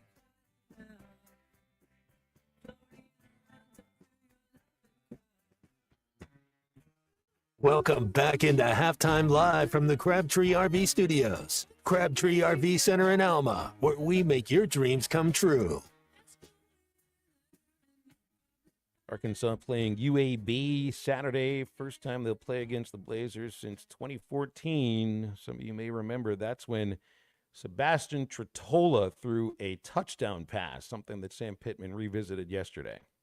Feels a little bit like the UAB, Tretola.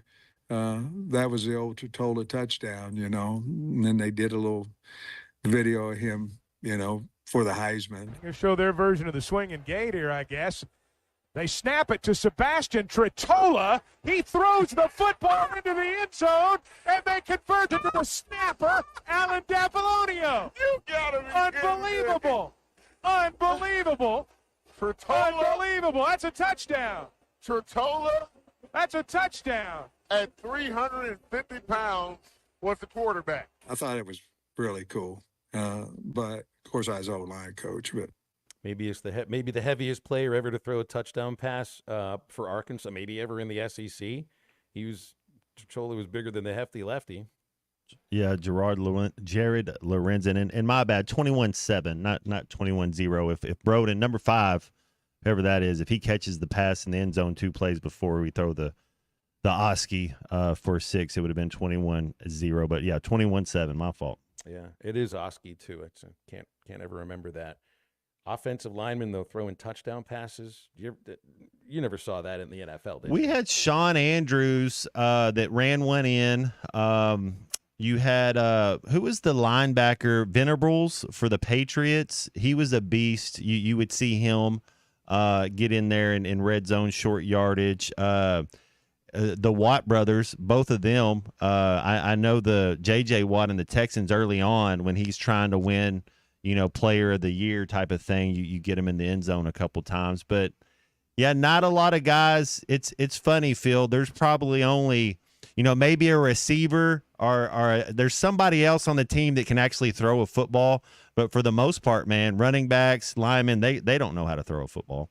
Looks like I just typed it into a Google search. Offensive lineman throwing TD. The first one that comes up is Sebastian Tretola to Alan D'Apollonio. Let's see, the guy for Colorado Mesa throw a touchdown pass last year. I don't even know what level Colorado Mesa is. But, and I listen to the call by Chuck, and you can hear Keith Jackson laughing in the background. So Chuck said unbelievable, and he said it 3 times. Who's sitting next to Chuck to his left for every football broadcast is Rick Schaefer, the statistician. Rick refuses to use the word unbelievable, not only on the air, but in his life. I mean, he just won't say it. But I can see Chuck looking at Rick. When you hear him say unbelievable the second and the third time, he's saying that for effect. To Rick. To affect Rick. I said unbelievable when Peyton Holt made the deke. in center field against Florida this year. Next thing you knew, 2 seconds later, Rick Schaefer texts me saying I've been excommunicated from the group of people who don't use the term unbelievable. It's the only time it ever happened. Hour number 3 of halftime is coming up. We'll have Bill King from Nashville Sports Radio in about 20 minutes. So stay with halftime on ESPN Arkansas and the Hit That Line Now app.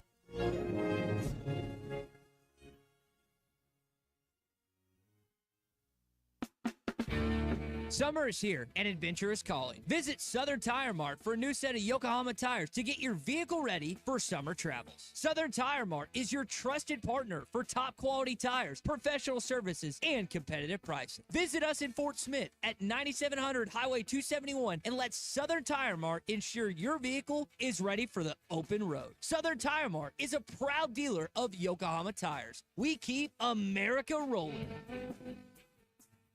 Hi, this is Lindsay White with White Office Machines. For over 90 years, my family's been serving the greater Fort Smith region with the image industry's newest technologies, as well as providing superior customer service through long-term business relationships. As the area's only authorized Kyocera document solutions dealer, White Office Machines provides the best value with high-speed copiers and the latest multifunction printers. Stop by our office in downtown Fort Smith or in Russellville. Follow us on Facebook or go to whiteoffice.com. White Office Machines since 1929.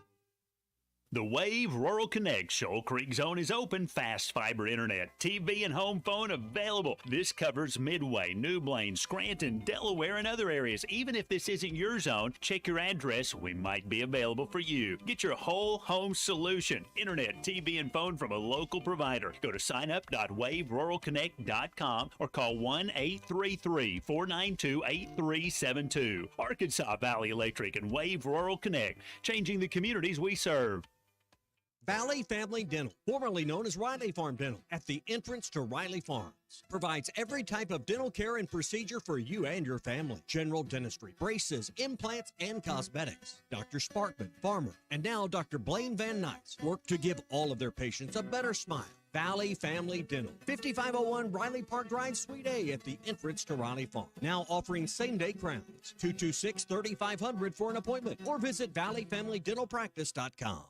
Don't miss A Night of Hope, an evening with John Calipari, Tuesday, September 17th at Pinnacle Country Club in Rogers. The evening gets underway at 6:15 with a VIP meet and greet and cocktail party for premium sponsors. At 6:30, hear Razorbacks coach Cal with special guest Joe Klein. Tickets, tables, and sponsorships are all available by logging on to teamlukehopeforminds.org. A Night of Hope, supporting children after brain injury, September 17th. Log on now, teamlukehopeforminds.org.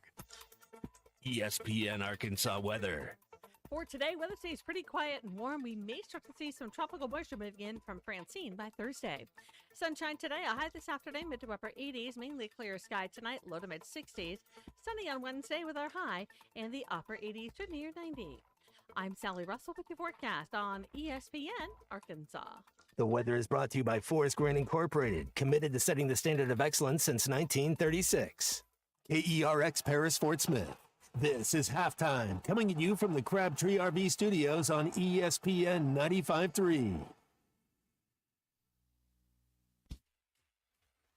Coming to you live from the Crabtree RV Center Studios. Broadcasting on ESPN Arkansas and streaming on hitthatline.com. We got a good one tonight. You got a team in here that would respect it.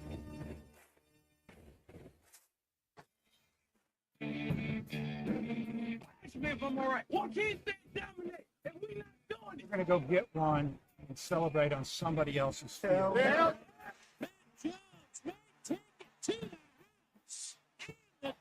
Both said you had very motivational words at halftime. It's Halftime with Bill Olson and Matt Jones. from the bottom of my toes to the top of my head. My heart, dog. Let's go, man. I have zero respect for saying no moss at halftime. Name of one Razorback. It's vintage Matt Jones. 1, 2, 3. Here we go. Right now, let's go to the field. Call or text 877-377-6963. Now, here's Phil Olson and Matt Jones.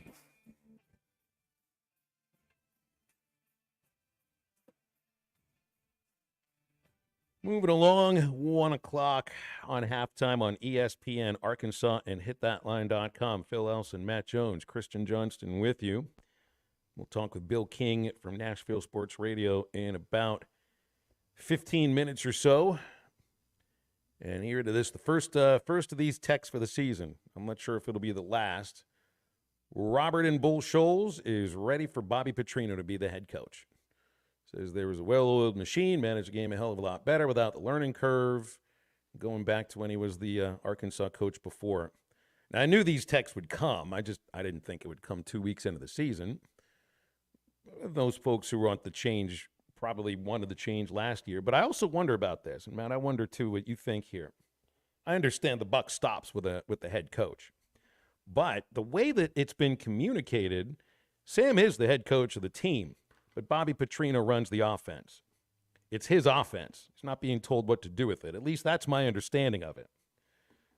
So if that's the truth, and we're going to blame Sam Pittman's supposed lack of a killer instinct for the mistakes offensively, does the coordinator deserve any criticism either? Because nobody wants to criticize Bobby Petrino, Matt. I mean, it's a love fest for him, and I understand the reasons why. But if that was Dan Enos, they'd have been calling for his head. If it's Bobby Petrino, I feel like it's a different standard.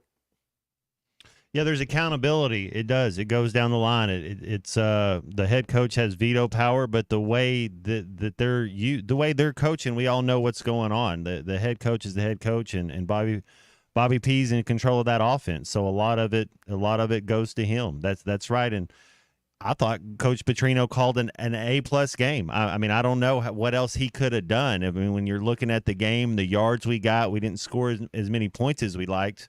Oklahoma State had that trick play that they had in their repertoire. We fumble a toss. There's just things that we beat ourselves. I don't think anything was wrong with the way Coach Petrino called the game. I thought he called a heck of a game. I think he did too. I just it's like I know where the criticism is going to come to. The hiring of Bobby Petrino was in some corners like the second coming. And hey, it was the second coming for him. But they're not going to criticize him for some of the things that you might have criticized Dan Enos for before. Like Enos wouldn't have been able to scheme up the way that Petrino did. Enos wouldn't have out-schemed Brian Nardo, the OSU defensive coordinator, the way that he did. But I just remember, all the issues from last year, and it was pointed in on the offensive coordinator, and the offense is the side that made most of the mistakes on Saturday, and yet the coordinator's not getting any criticism for it. And I'm not really saying that he deserves it. It's just the criticism's all going to the head coach. I think it was last year it would have gone to the offensive coordinator. But hey, I understand. In a loss, you got to find a way to criticize somebody, and it's going to get thrown around in a lot of different areas. 877-377-6963 if you want to hit up with us here on halftime. Big Mike in Waldron said he was a lineman who could throw accurately 65 yards. Wow. But in high school, it's a little bit different. I don't think you're 350. There's a couple. I'm not saying for there's not usually there's one or two, but for the most part, they don't know how to throw a football. There's running backs too. You get running backs and you play catch with them, and they get it back to you. But it's definitely something learned. I didn't even watch the play. I just listened to the call from Chuck and with Keith. And if I remember, it wasn't like the prettiest looking pass or anything. It wasn't from like the 2-yard line. It was more like it was a touchdown, but it was more like a Luka Doncic floater. That's right. Yeah, or like a little flip from the pitcher's mound to the first baseman, something like that. Mm-hmm. Not underhanded though. You're not going to be doing an underhanded touchdown pass, are you? I guess they call that a shuffle pass instead. But that's not underhanded. That's kind of slightly option-esque, slightly overhand with an extension of the fingers. Mm-hmm, like you're pitching an option pitch. Yeah, that's about right.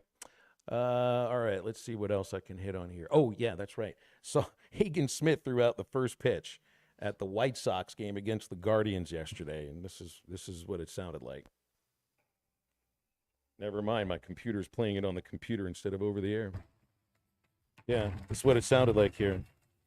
That is the sound of 450 people at a Major League Baseball game. There are more people sitting in the two sections behind home plate at Baum Walker than there were at this game, where this is like his Major League debut in a sense, right? Big league ballpark, progressive rate field, one Major League team there. That's Cleveland, because the White Sox are certainly not a Major League team this year.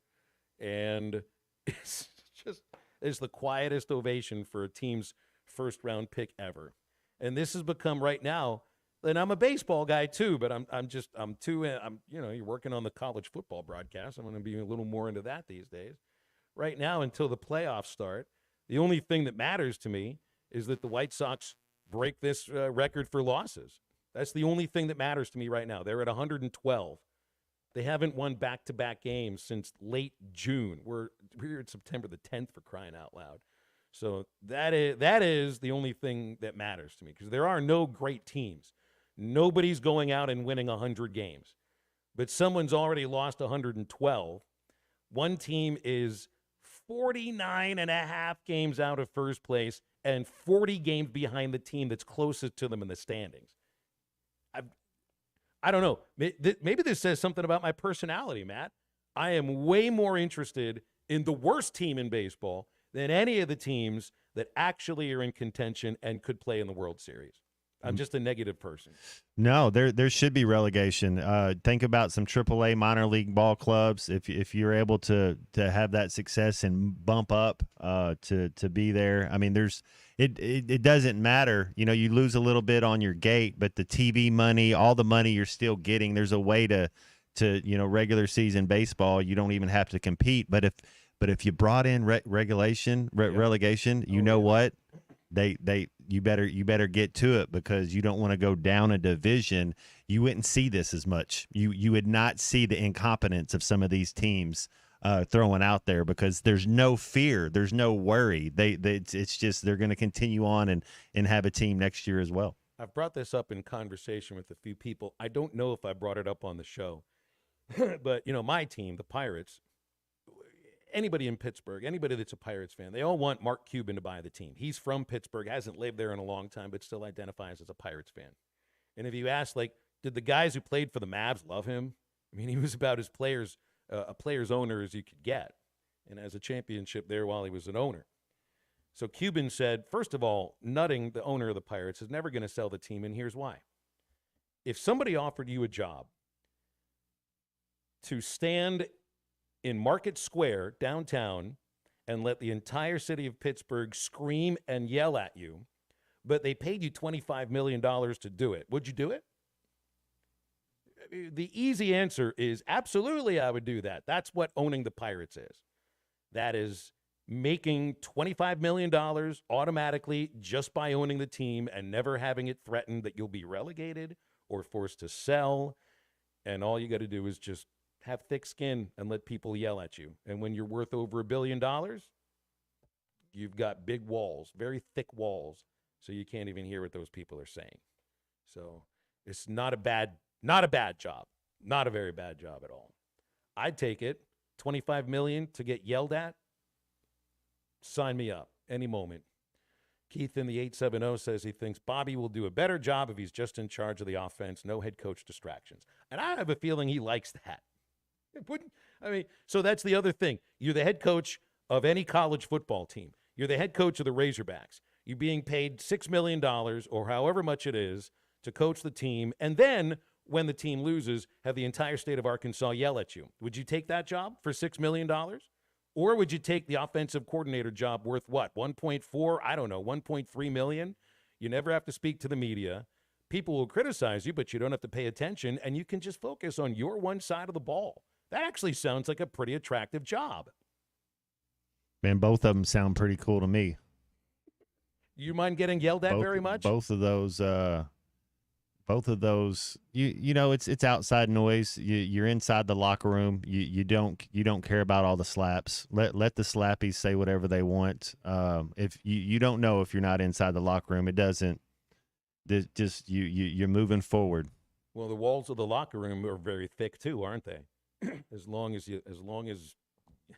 As long as the organization is strong, then yes, the walls will be thick, just like Bob Nutting's walls at his house.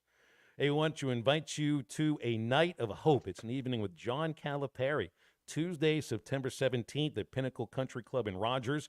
Going to get underway at 6:15. Have a VIP meet and greet and cocktail party for premium sponsors. And at 6:30, Coach Cal is up there talking with Joe Klein.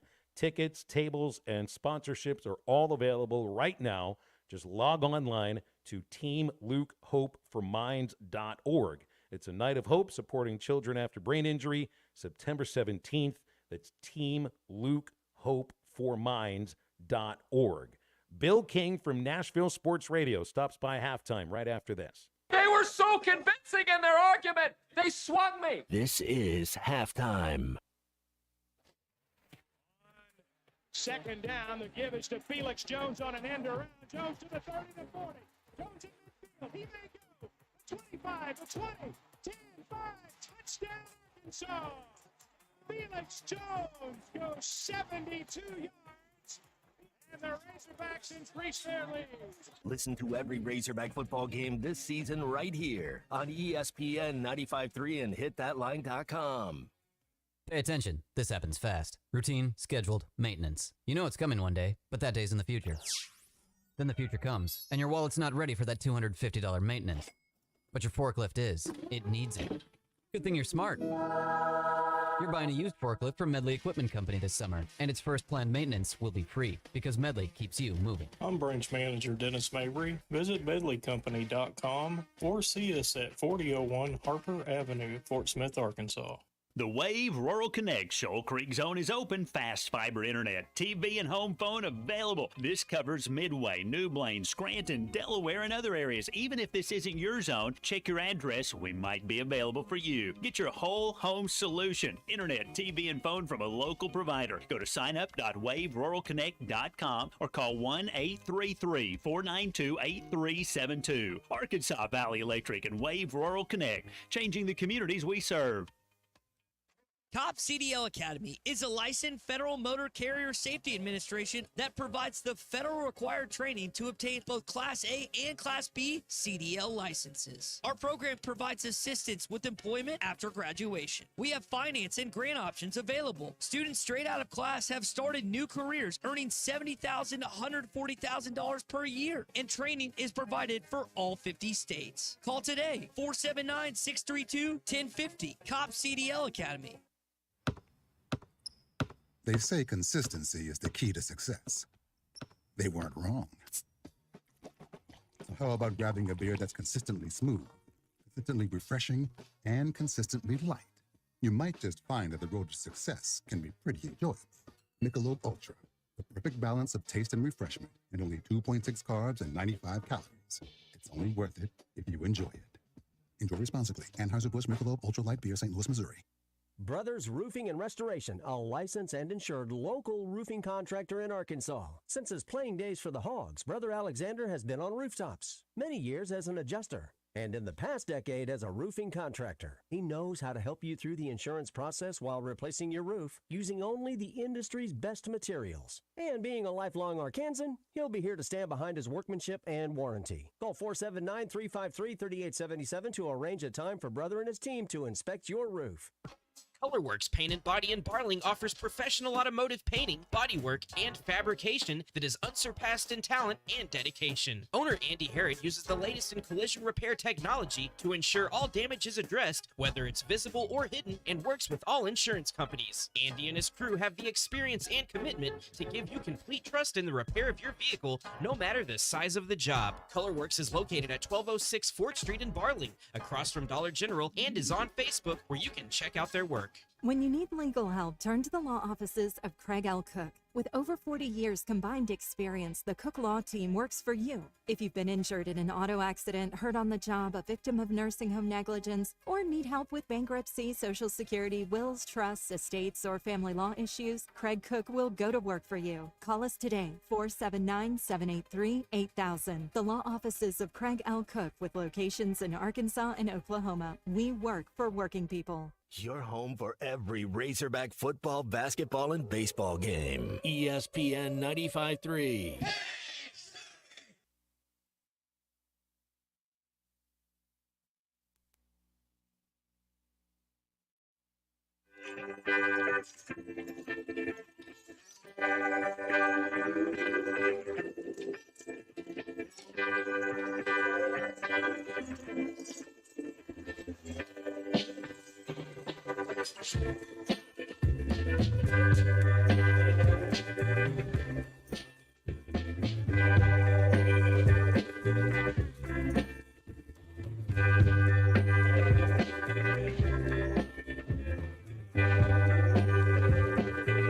What nothing in your eyes, hold me close and treat it light. She's a beauty like season, like tide. Fun halftime on 99.5 in Northwest Arkansas, 95.3 in Fort Smith in the River Valley, 96.3 in Hot Springs and Central Arkansas, 104.3 in Harrison and Mountain Home, and everywhere on hitthatline.com. Join the conversation. Call or text 877-377-6963. Now back to the hosts. Here's Phil Elson and Matt Jones. Time to talk with Bill King from Nashville Sports Radio. He's the morning host, WNSR, and gives us some of his time each Tuesday. Always appreciate that. Bill, how are you today?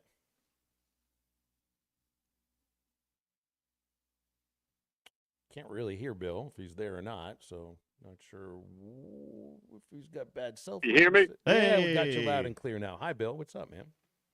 We just said I've been traveling. I've been in Georgia, and I'm heading back, and I'm in the car cruising, so you'll occupy some of my time. Very good. We'll make the next, 10 to 12 minutes nice and easy for you. Perfect. Arkansas, Oklahoma State. That was really entertaining football game, man. But so I wonder, what did you think how Arkansas looked? Obviously, lose a game, too many mistakes, but they really looked like they belonged on that field, and they looked like they could be a really tough go for even some of the really good teams in the SEC. Immediate thoughts. Very impressed, particularly the offense, the quarterback play, obviously Bob Petrino.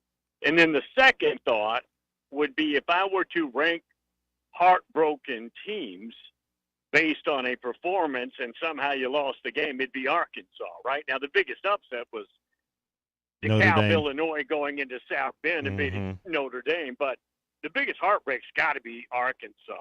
Man, just what a way to lose, and as well as they played, that's tough. Bill, I kind of, put the season into 3-game increments and thought the Hogs would go 2-1 in these first 3. It looks like they're going to. After what you see, I like how our defense flies around, especially our back end. We struggle to rush the passer, but we're pretty solid against the run. The back end, our D-backs fly around. They're physical. But when you see that Bobby Petrino identifies a Taylon Green, a Jaquindon Jackson, and they go out and get those guys, and then we see them play and how well they are. Does that change your mind on Arkansas being, preseason we were the 14th ranked team? Do you think there's a scenario Arkansas could go 4-4 in conference play this year? It does change my mind. Now, record-wise can be tricky. As we know, it's going to be a more unforgiving league than ever. But I have changed my mind on my bigger picture Arkansas outlook in the moment. I have to. That was a very impressive performance in a place that's difficult to win against a coach who you could say is the best coach in the history of their school. And he's done an outstanding job there, Coach Gundy. Yeah, my outlook's changed. What I don't know, guys, is we haven't played any conference games at all to judge how this league's going to stack up. And that's where my fogginess is. But I am more impressed and have much higher hopes for Arkansas than I would have 2 weeks ago. Yeah, I mean, you're right. There's only been one league game in Kentucky, South Carolina. I don't think what that tells you is I'm not sure if Kentucky's going to be very good this year. Right. But when I look at the schedule for Arkansas now, Auburn, they look terrible against Monroe. A&M, talk about laying an egg against Notre Dame. Mississippi State, Didn't have a really good performance against Arizona State. These are 3 games that Arkansas can win. And when you look at, I know that 2 of them are on the road at an opponent's home field. Another one is a neutral site in a stadium that's been a house of horrors for Arkansas. But these are 3 winnable games, and really now I'm starting to look at them as must-win. Way more winnable as a trio, if we're just going to lump them together, than I would have given you, again, just a few weeks ago or all summer long. Very doable. Based on what we've seen now, the one thing I preach for about 1,000,000 years is every week is a redo. Every week, I think we should look at as detached from what you just saw. It may or may not be what you just saw, but it's not a guarantee, and we have lots of examples of that, including Notre Dame. But, yeah, I mean, those games look very, very doable. That A&M game down in Florida is going to be interesting to see what happens there, because Billy Napier needs wins just to hang on. He's got a new quarterback, DJ Lagway, who is a fantastic 5-star freshman. I don't even know if they're starting him again this weekend because Mertz is back healthy. And then you got A&M, and A&M needs to go in there and get a W. I've got to ask you about Auburn, because this was and again, you got to be careful about just 2 games in making blanket statements, but this is a year that Auburn was supposed to take a leap forward, because it's the second year under Hugh Freeze. He's calling the plays, but they couldn't even get 300 yards at home against Cal. And I wonder what's going on there. I mean, that is a game Arkansas, I think, will win on the plan. Last time they went there, they won that game by running the football. It was a different coaching staff. It was Harsin, but I guess there's a surprise that Auburn had such trouble moving the football. But then should there be? It's the same quarterback, and Peyton Thorne doesn't look any better. No, and I don't know that they have an answer behind him. Now, they have an answer in recruiting Deuce Knight, if they can flip him from Notre Dame. He's a fantastic quarterback who I think probably would start rapidly for them, but that doesn't help them right now. Peyton Thorne's not the answer. We know this, and every time he's on display, that's proven to be the case. So that's a big worry for them. And I thought it was funny. We had a guy text the show, and he hates Auburn, and he said, "Bill, I can't believe it, but the tree huggers went into Jordan Hare and beat them. They got beat by tree huggers." I'm looking at the best wins in week 1. I thought USC over LSU. I still don't know why LSU didn't run the ball with 22 more. Week 2, Texas going into the big house and getting that victory. And the way they did it made it look easy. If I was to ask you, Bill, my number 1 would be Texas. My number 2 would be Georgia. Is Tennessee for real? Who is your 1-2, and how good is this Tennessee Volunteer team for real? I'd go Georgia 1. I would go probably Texas 2. After that,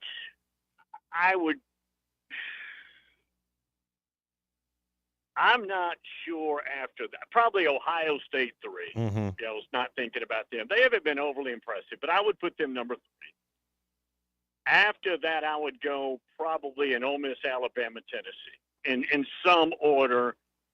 Tennessee's team is better. I told you about Nico for probably a couple of years now. He is going to be everything he's supposed to be. And they are incredibly good and deep on the defensive front. They liberally substitute 3 players at every position, and you can't tell the difference in any of them. They all make plays. Linebackers better. Secondary got to be better. It can't be worse. I think they're a little better than I thought. Now, what does that mean? Does that mean you go 10-2 and get in the playoffs? That's what we don't know yet. So last year, Alabama had some trouble with South Florida. They end up in the playoff. They end up SEC champions. Right. This year, they have even more trouble with South Florida. They have a blowout final score, but what was it, a 1-point game going into the 4th quarter? Now they're Alabama actually traveling. I know they did to Texas last year, but now it's to Madison. Could they be in trouble against Wisconsin this week? And after that, it's a bye, and then Georgia, and that can be trouble. I just don't think so. I know that historically Camp Randall's tough, and I'm a big Luke Fickell fan. I just don't see it in this particular team, though. I think Alabama's too athletic. I think their trenches are better. They're better at quarterback. I don't see it. Could it be a tough game for a while? Maybe, but I just don't see an upset. Bill, you got some Arkansas fans. I know I'll kind of have my eye on this one. UCF with KJ Jefferson, Kendall Briles, TCU. Both these teams are 2-0 going into this game. And I don't know that anybody thinks either one of these teams are contenders, Bill. But which one of these teams out of UCF and TCU do you have having the better regular season this year? Well, I've got a bias because I know the UCF guys better than I know the TCU guys, meaning the coaches and everything. I think that's a pretty dead even ball game. Mm-hmm. And I maybe like UCF slightly better in the matchup. But, yeah, those are two attractive teams that are a little underappreciated by the brand names, brand fans, because those two teams are big universities, particularly UCF. But TCU's got money too, and I've seen them spend it, and they are spending it in the pay-for-play era we're in, and they're located in Fort Worth, which is a fantastic location. Just like SMU, and SMU's struggling this year, but SMU's another place that is geographically advantaged. That matchup, guys, is going to be very fun. Let's see here. You think Missouri could potentially end up when they play Arkansas the last week of the season with one loss? I mean, I'm looking at this too, and maybe the schedule's a little tougher than we all thought because Boston College is 2-0. Vanderbilt came up with a surprise win against Virginia Tech. But A&M, they don't really look all that good. Auburn, the one really tough game for Mizzou is Alabama. You know, we know they have a schedule that looks like a cupcake. But, right.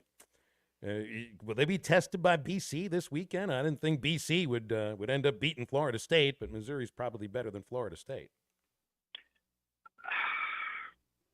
Half of the game. A lot of playmakers. Luther Burden, Brady Cook's back. They're well coached on defense.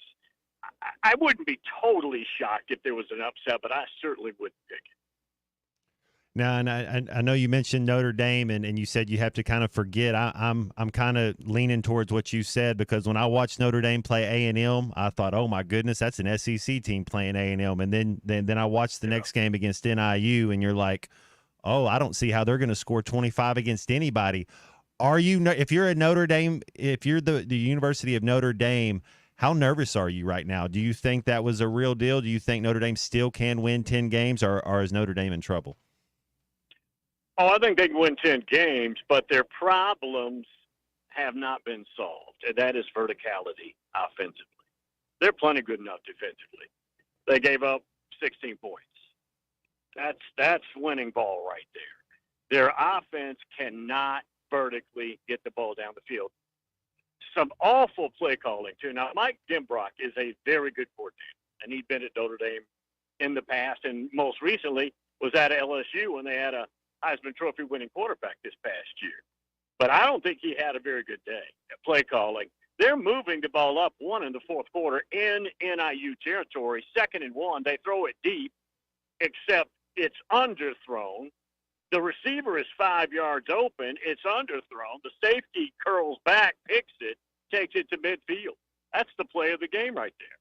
It was a terrible situational awareness call. A quarterback who apparently they don't think can throw it 50 yards, and Riley Leonard, because at the end of the game, guys, they tried a 62-yard field goal. They already had one blocked from 48, and they had about a 50-yard throw to the end zone for a Hail Mary, which most of those don't work, but it's probably a better percentage play. That was a very weird game, guys. Bill, I guess we'll leave it there as we got 13 minutes of your drive that we helped you there. How much longer do you have to go until you're home? I don't know if you guys know the geography. I'm almost to the borough, which puts me about 45 minutes out. Oh, there you go. Yeah, I've been to the borough a few times. I know what that flying horse looks like on the football stadium.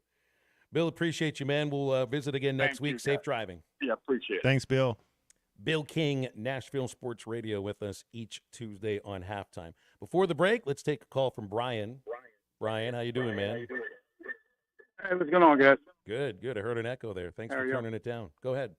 Yeah, sorry about that. I was driving. Hey, I just want to ask you what you think about one question about, I noticed that Arkansas's defensive backs are better than they were last year.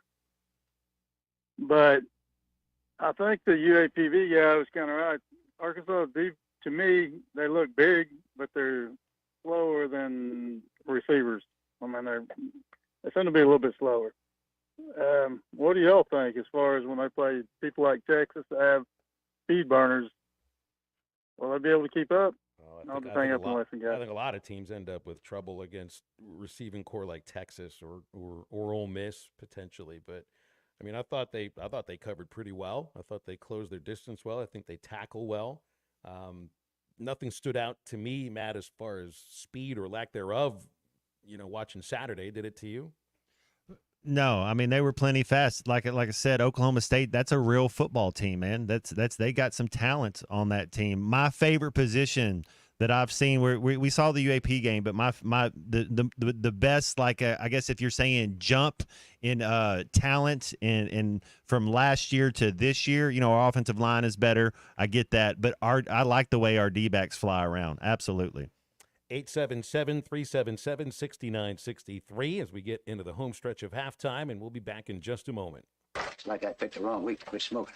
This is Halftime. You can now download our new app in the iTunes or Google Play Store. Listen anytime and anywhere on your favorite mobile device. Just search Hit That Line now. Texting enrolls you into recurring automated text messages. Consent not required to purchase. Message and data rates may apply. Hey, Dan, how you doing? Haven't seen you around the gym for a while. Yeah, I've really fallen off. Since I turned 40, I just don't get the results I used to get. Could be lower testosterone. Lower T? Yeah, I went through it a while back. Once you hit 40, your body has less free testosterone. I got Nugenix Total T, and it's made a huge difference for me. I've seen that ad on TV. Is it for real? Oh, yeah. The key ingredient is something called Tesnor, which helps boost free and total testosterone levels to help you trim up and stay lean. And it's made a difference for you? Man, I feel like I'm in my 20s again. At work, in the gym, and in the bedroom. Are they still giving out complimentary bottles for people to try it for themselves? Yeah, you just need to send them a text. Text BREAK to 321-321 right now for your complimentary bottle of Nugenix Total T, the #1 selling testosterone booster at GNC. Plus, text now and we'll include a bottle of Nugenix Thermo, our most powerful fat incinerator ever, to help you get back into shape fast. Absolutely free. Text BREAK to 321-321. That's BREAK to 321-321. You're listening to Halftime Live from the Crabtree RV Center studios. Crabtree RV Center, where RVing is life. Did you know that almost 80% of all advertising is spent on digital? This is Dale Daniels, Digital Sales Manager for ESPN Arkansas, and due to the growth in digital advertising, we have the opportunity for the right person to join our team. Digital and radio advertising go hand in hand, and we're looking for someone to help businesses grow with this powerful combination. If you have experience in broadcast and digital marketing or business development, we want to hear from you. Email your resume to sales@hitthatline.com. Pearson Broadcasting is an equal opportunity employer. This is Coke Zero Sugar. Could I be the best Coke ever? Try and taste with your ears. Hear those bubbles? Imagine them tingling on your tongue. Fizzy deliciousness. Listen to that cascading liquid. A mouth-watering waterfall. Irresistibly tasty. Zero sugar. Crisp. Refreshing. And ice cold. Is Coke Zero Sugar the best Coke ever? Try and decide. Bet Saracen is Arkansas's #1 mobile app for placing sports wagers. In Arkansas, 7 out of every $10 placed on a sporting bet app is with Bet Saracen, because Bet Saracen offers more ways to win and more ways to get paid, and faster. Find your winners on Bet Saracen and look for my Double R prop bet specials. I pick them and you win them. Bet Saracen is Arkansas's favorite sports wagering app. Gambling problem? Call 800-522-4700. You never know what you will walk up on or find over the hill at the Tackle Box. For almost 50 years, the Tackle Box has been your home for hunting and fishing supplies and some of the best outdoor stories. Whether guns, ammo, fishing supplies, or home decor, come back and see them again. They even buy your old fishing tackle or guns. The Tackle Box, your sports store for hunting, fishing, firearms, and more. 3001 0 Street, Fort Smith, 646-3193. The adventure starts at the Tackle Box for sportsmen just like you.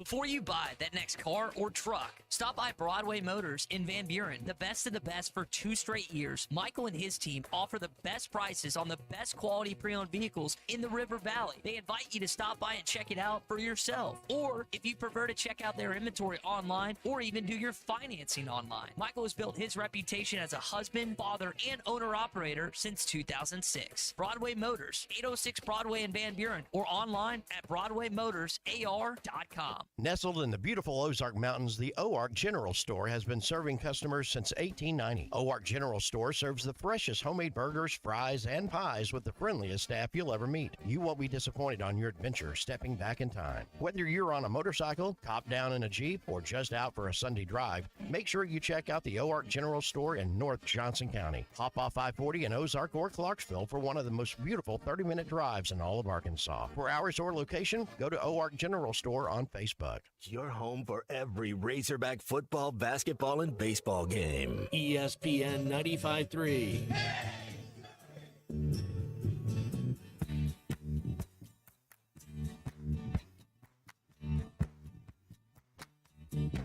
Well, I don't know why I came here tonight. I got the feeling that something ain't right.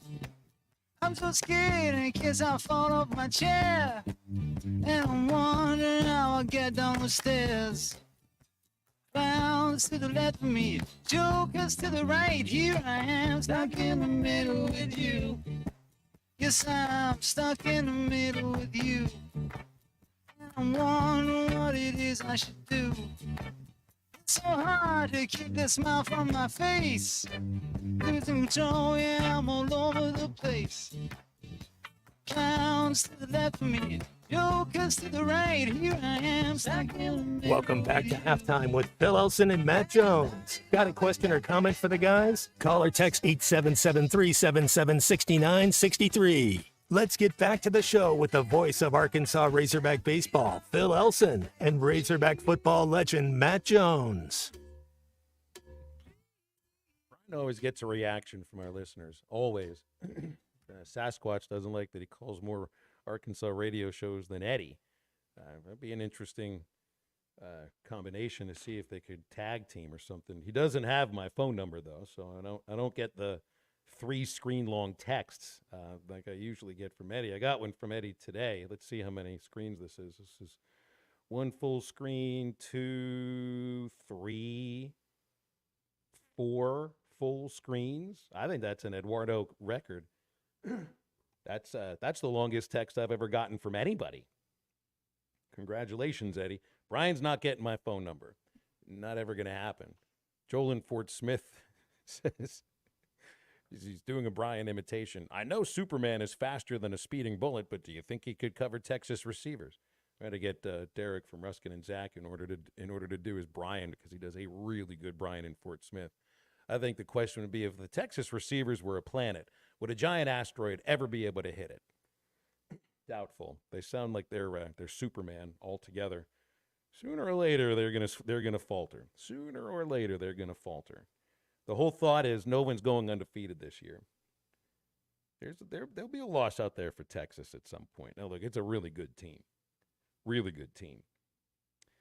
But when Georgia's coming in, I can't wait for that game. I don't know. Arkansas's got LSU that game. I don't know what the times are or anything, but I don't get a chance to watch too many of the Saturday games because it's always about Arkansas, and, we're on the air 3 hours before, and we can check the scores.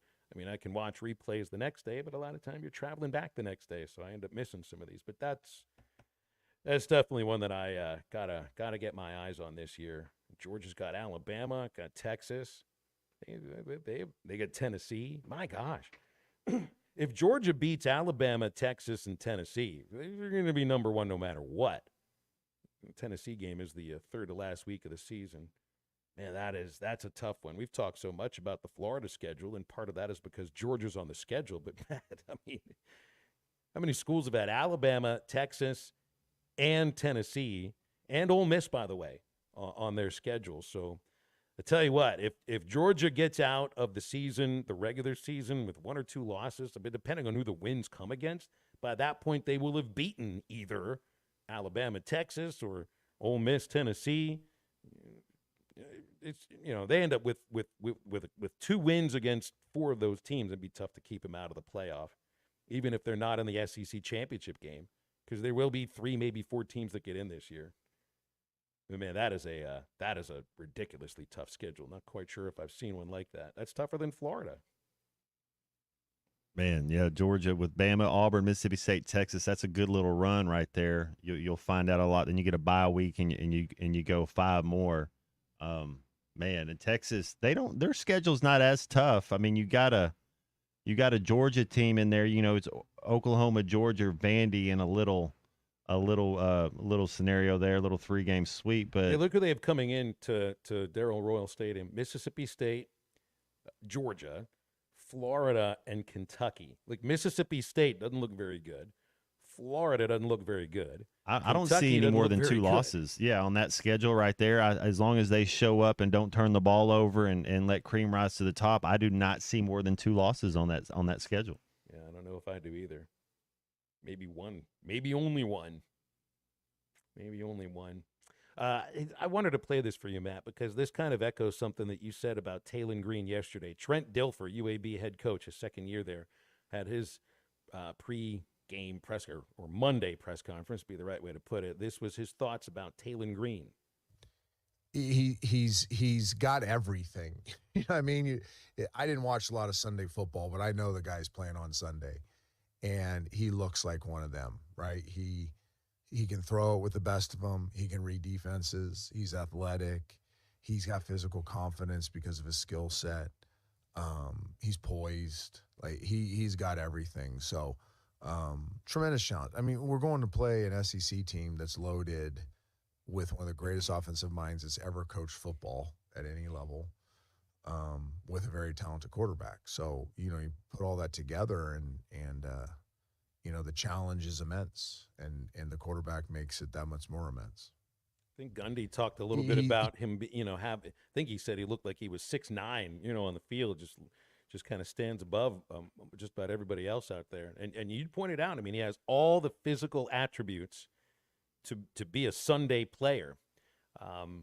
It's just a matter of, maybe is it a matter of the accuracy? Is it a matter of the decision-making? Where do you think Taylen Green needs to improve the most, just based on, and again, we've seen him for like 3 halves of football. Yeah, just more reps, and you're hurrying up your decision. Your pocket presence. I love there was a play early in the first half, Phil, that it was man coverage. He kind of got rushed out of the pocket for whatever reason, and he took off. Man coverage, their backs are to you. And then there was another third down. It might have been like a 3rd and 11 or so. It was zone coverage, and he goes through his reads. He does like a 1-2. Then he kind of gets a little happy. You got to sit in there a little bit, but that's nature. He does you want to. Then he keeps his eyes downfield and hits a guy right in the middle of the zone for a first down. He does.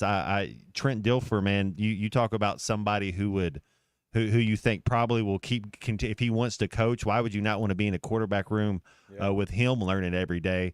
But Taylen Green has the attributes. He's a baby, man. He's just you're seeing it blossom. I mean, you're going to get to see him all year do his thing, and then you're going to get to see him next year as well. And I think Taylen Green's only going to get better with the more reps, the practice reps, game reps. The more he sees it, the more communication they have, the more film they watch, the longer he's sitting in that meeting room, because the talent is there. And I think that's what I said after the game on Monday was you had the best running back on the field, you had the best receiver on the field, and you had the best quarterback on the field. Man, that doesn't you win a lot of games if you have those 3 best those positions you have the best at. And that's why it was kind of an anomaly or a fluke, whatever you want to call it.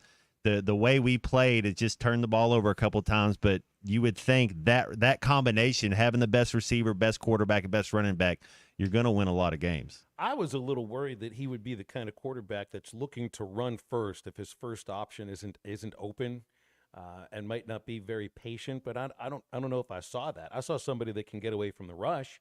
I saw somebody that isn't really shy about contact.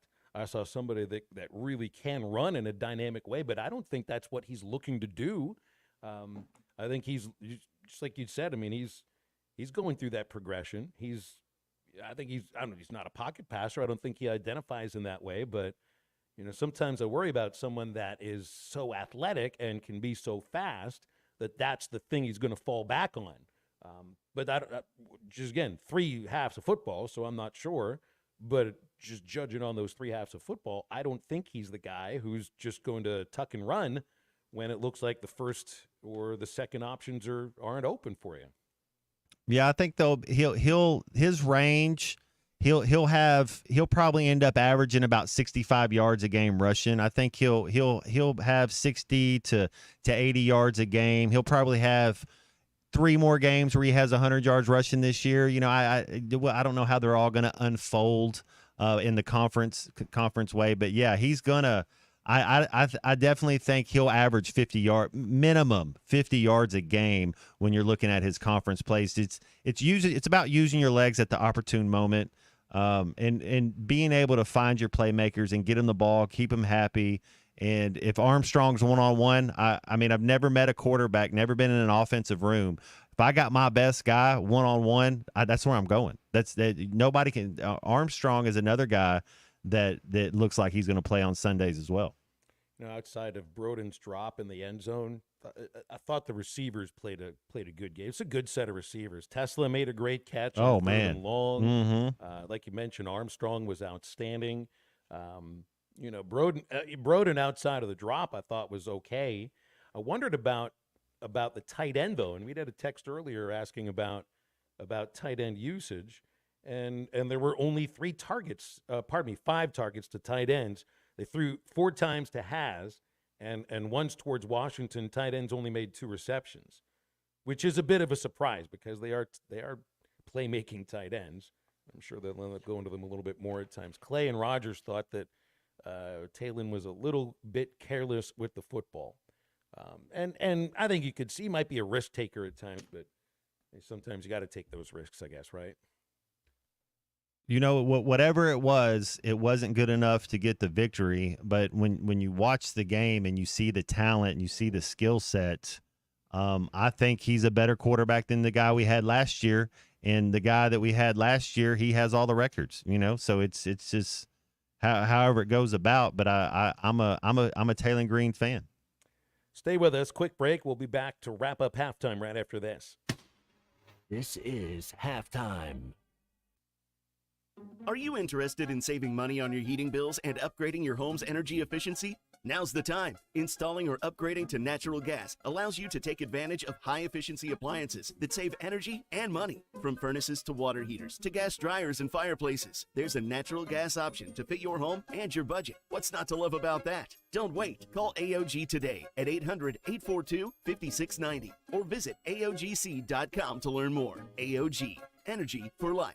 When you need tough and paint just isn't enough, check out River City Coatings in Van Buren. When it comes to your metals, paint can peel and crack over time. Whether it's your patio furniture, rims or trims on your automobile, or heavy equipment, no one has time for a redo. Powder coating provides the toughness you need. Preserve your investment with powder coating from River City Coatings. River City Coatings, certified John Deere, Caterpillar, ISO 9001, Packer, and UL provider of tough. River City Coatings, 471-7675 or online at rivercitycoatings.com.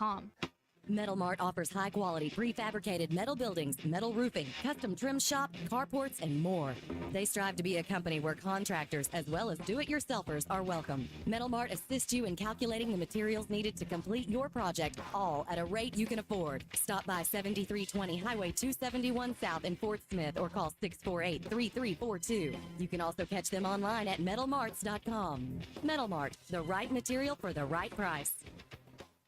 Oh no, what happened to your windshield? I had an accident. I'm definitely going to have to get a new one. You should call Mr. Auto Glass on Towson Avenue. I have to be careful. I have all this technology in my windshield. Technology? Yes, things like adaptive cruise, rain sensing wipers, and lane assistant. Well, the folks over at Mr. Auto Glass can definitely calibrate all of that for you. They are super friendly and fast. You should give them a call. What's that number? 782-4441. Okay, I'll give Mr. Auto Glass a call. 782-4441. Don't miss A Night of Hope, an evening with John Calipari, Tuesday, September 17th at Pinnacle Country Club in Rogers. The evening gets underway at 6:15 with a VIP meet and greet and cocktail party for premium sponsors. At 6:30, hear Razorbacks coach Cal with special guest Joe Klein. Tickets, tables, and sponsorships are all available by logging on to teamlukehopeforminds.org. A Night of Hope, supporting children after brain injury, September 17th. Log on now, teamlukehopeforminds.org. Your home is your biggest asset. So when you decide to add a sunroom, a patio cover, a new driveway, or new windows, you need to call a company you can trust. Sawyers has been part of your community for over 30 years. They're insured, licensed, and have 100% financing for all of their products. Take all the worry out of your next project. Call Sawyers and let them handle it from permitting to completion. Sawyers, serving the River Valley and Northwest Arkansas with a full showroom located in Fort Smith or online at sawyers-sunrooms.com. At the Home Depot, we know you can't control everything, like when your guests arrive too early for Saturday college football. But you can control your grill. With the Traeger Timberline XL, you can watch the game, not the grill. Monitor your football feast from anywhere using the Traeger app. With the Timberline XL, you can bake, smoke, sear, fry, and saute. That's Desmond Howard level versatility. Huddle up, the food's done. Defend your game time with Traeger and the Home Depot. How doers get more done. Walk-Ons is always a win, whether it's for a post-game celebration, drinks with the crew, or an easy weeknight dinner. Walk-Ons has you covered. Scratch-made dishes, wall-to-wall TVs, craft beers and cocktails. Dig into their mouth-watering menu items like po' boys, gumbo, and voodoo shrimp, plus fan favorites like juicy burgers and fresh salads. Find your nearest location in Rogers, Fayetteville, Fort Smith, Conway, and Little Rock, or order online or in the app. Walk-On Sports Bistro for the win. Your home for every Razorback football, basketball, and baseball game. ESPN 95.3.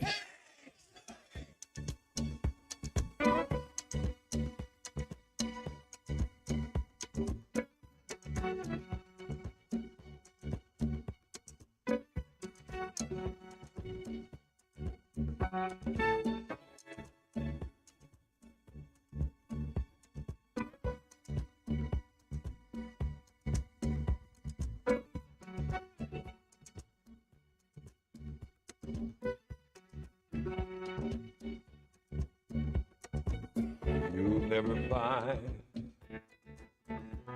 as long as you live, someone who loves you tender like I do. You'll never find, no matter where you search, someone who cares about you the way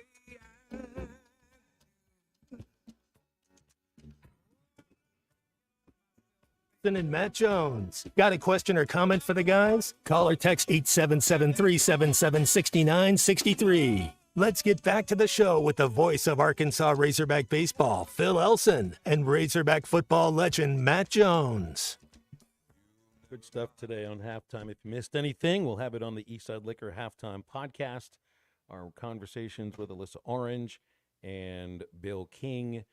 Might even throw in the James Earl Jones soliloquy from Field of Dreams that I played at the end of hour number 1. I wondered about this. This is kind of odd. George Lucas, of course, who was producer and was he director of the first Star Wars and the first 3? On his Twitter, he said he's got a little thing saying goodbye to James Earl Jones, but he quotes a line that I don't think Jones said in the movie that he's quoting from here. You remember in Return of the Jedi when, spoiler alert, when Darth is about to die and Luke takes his helmet off, that you, for the first time, actually hear his voice, like Anakin's real voice. It's not the James Earl Jones Darth Vader. So George Lucas puts on the tweet, quote, "You were right about me. Tell your sister you were right," unquote. But James Earl Jones never said that. It was the guy who was playing Anakin with the helmet off. So I thought George Lucas would have known his movie a little bit better than that. Maybe, I don't know. I've seen it like a million times, probably more than him. So, but it is one of those lines that definitely stands out from the movie. All right, it's been fun today. Tomorrow, I think I'm solo for like an hour or so tomorrow, right? We got Matt is over at the Razorback Club of Fort Smith. So halftime tomorrow from 11 to 2. We'll have Matt on when he can. And it should be good. So make sure you stay tuned for Ruskin and Zach coming up in just a few moments. And we'll be with you for another award-winning edition of Halftime at 11 o'clock tomorrow. For Matt Jones, for Christian Johnston, and C45, who I think was in there for the final hour. It's difficult to tell sometimes. I'm Phil, and we appreciate you listening today. That's Halftime. Now get up, get out, and get better.